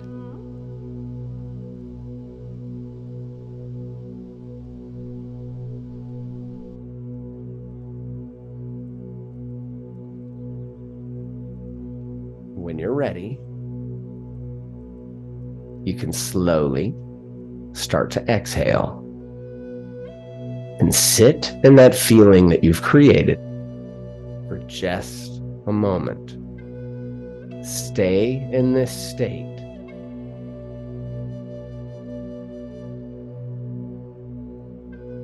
And now moving in further.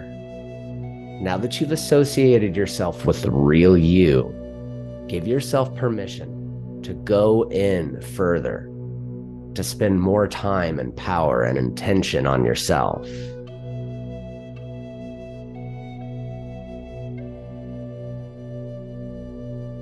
And now, in and out through the nose, once again, slowly start to breathe in all the way to the top, all the way up and hold.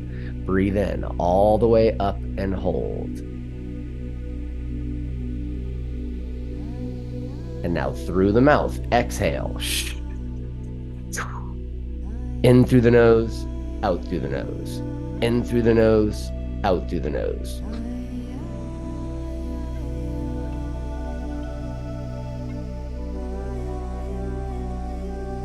Breathe with that sound and power, with that intention behind every breath.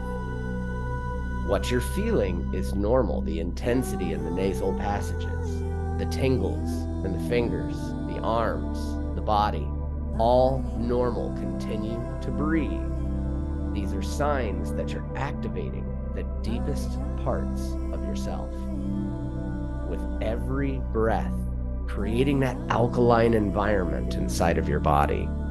With every breath, reducing stress and pain, upregulating those happy hormones with every breath. You're almost there, warrior. Just a few more breaths. Don't let the body stop you now. You're right around the corner from that greatness. Just a couple more breaths. And now breathe in all the way to the top, all the way up and hold. Breathe all the way up and hold. Hold the breath. Let go of tension. Welcome home.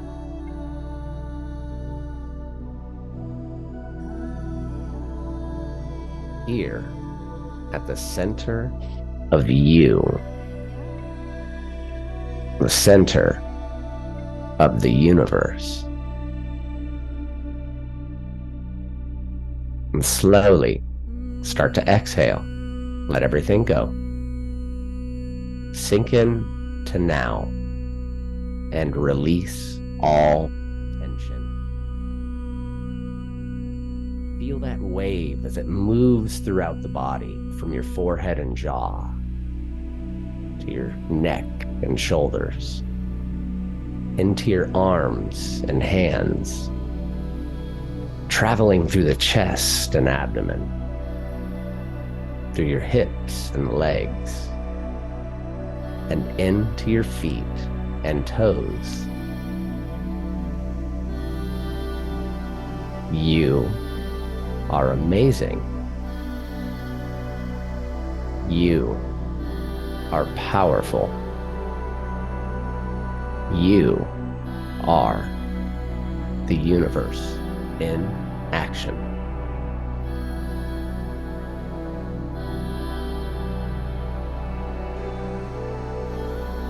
Now very slowly breathe in all the way to the top, all the way up. And slowly start to exhale through your nose. As you exhale, pull in those bottom bathroom muscles like you're restricting the flow of urine. Exhale just a little further, pull in, and slowly start to inhale as you pull those muscles up and in. Inhale slowly through the belly, through the chest, all the way through the neck to the top, and hold. And now pull those muscles in and up, and in and up. Anus, perineum, belly button, in and up, In and up, shoulders back and down, spine straight, those micro contractions, in and up, in and up, in and up. Exhale, let it go. Tune in to that feeling in the brain and in the body.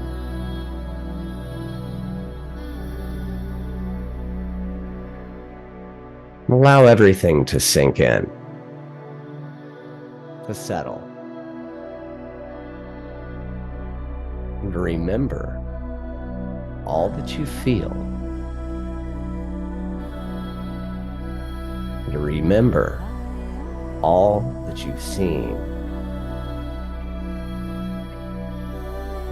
And above all else, remember that you can always come back to the breath, your power and birthright here in this dimension. Start to bring all of that amazing feeling back into the body, refreshed and revitalized.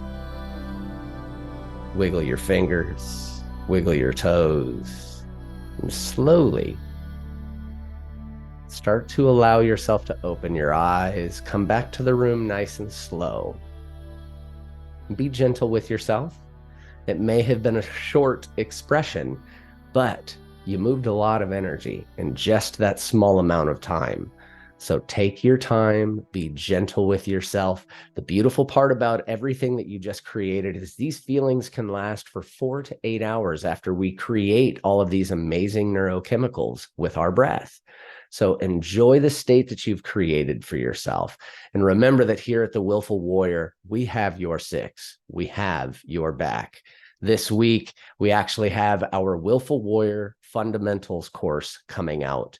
And it is the basics and fundamentals of the Welcome Home method that you just went through. The method that helped me come back from being paralyzed from the neck down, though the doctors told me it was impossible. So please allow yourself to come in with this program and find the healing hidden superpowers within you. We have, of course, partnered with Heroic Path to Light, and the exciting part about this course that we have coming out is 20% of the proceeds that come in go straight to Heroic Path to Light so that we can feed more of our brothers and sisters and amazing warriors through the healing that Justin has created. Super excited to have you guys with us. Really grateful that you chose to spend all this time with us.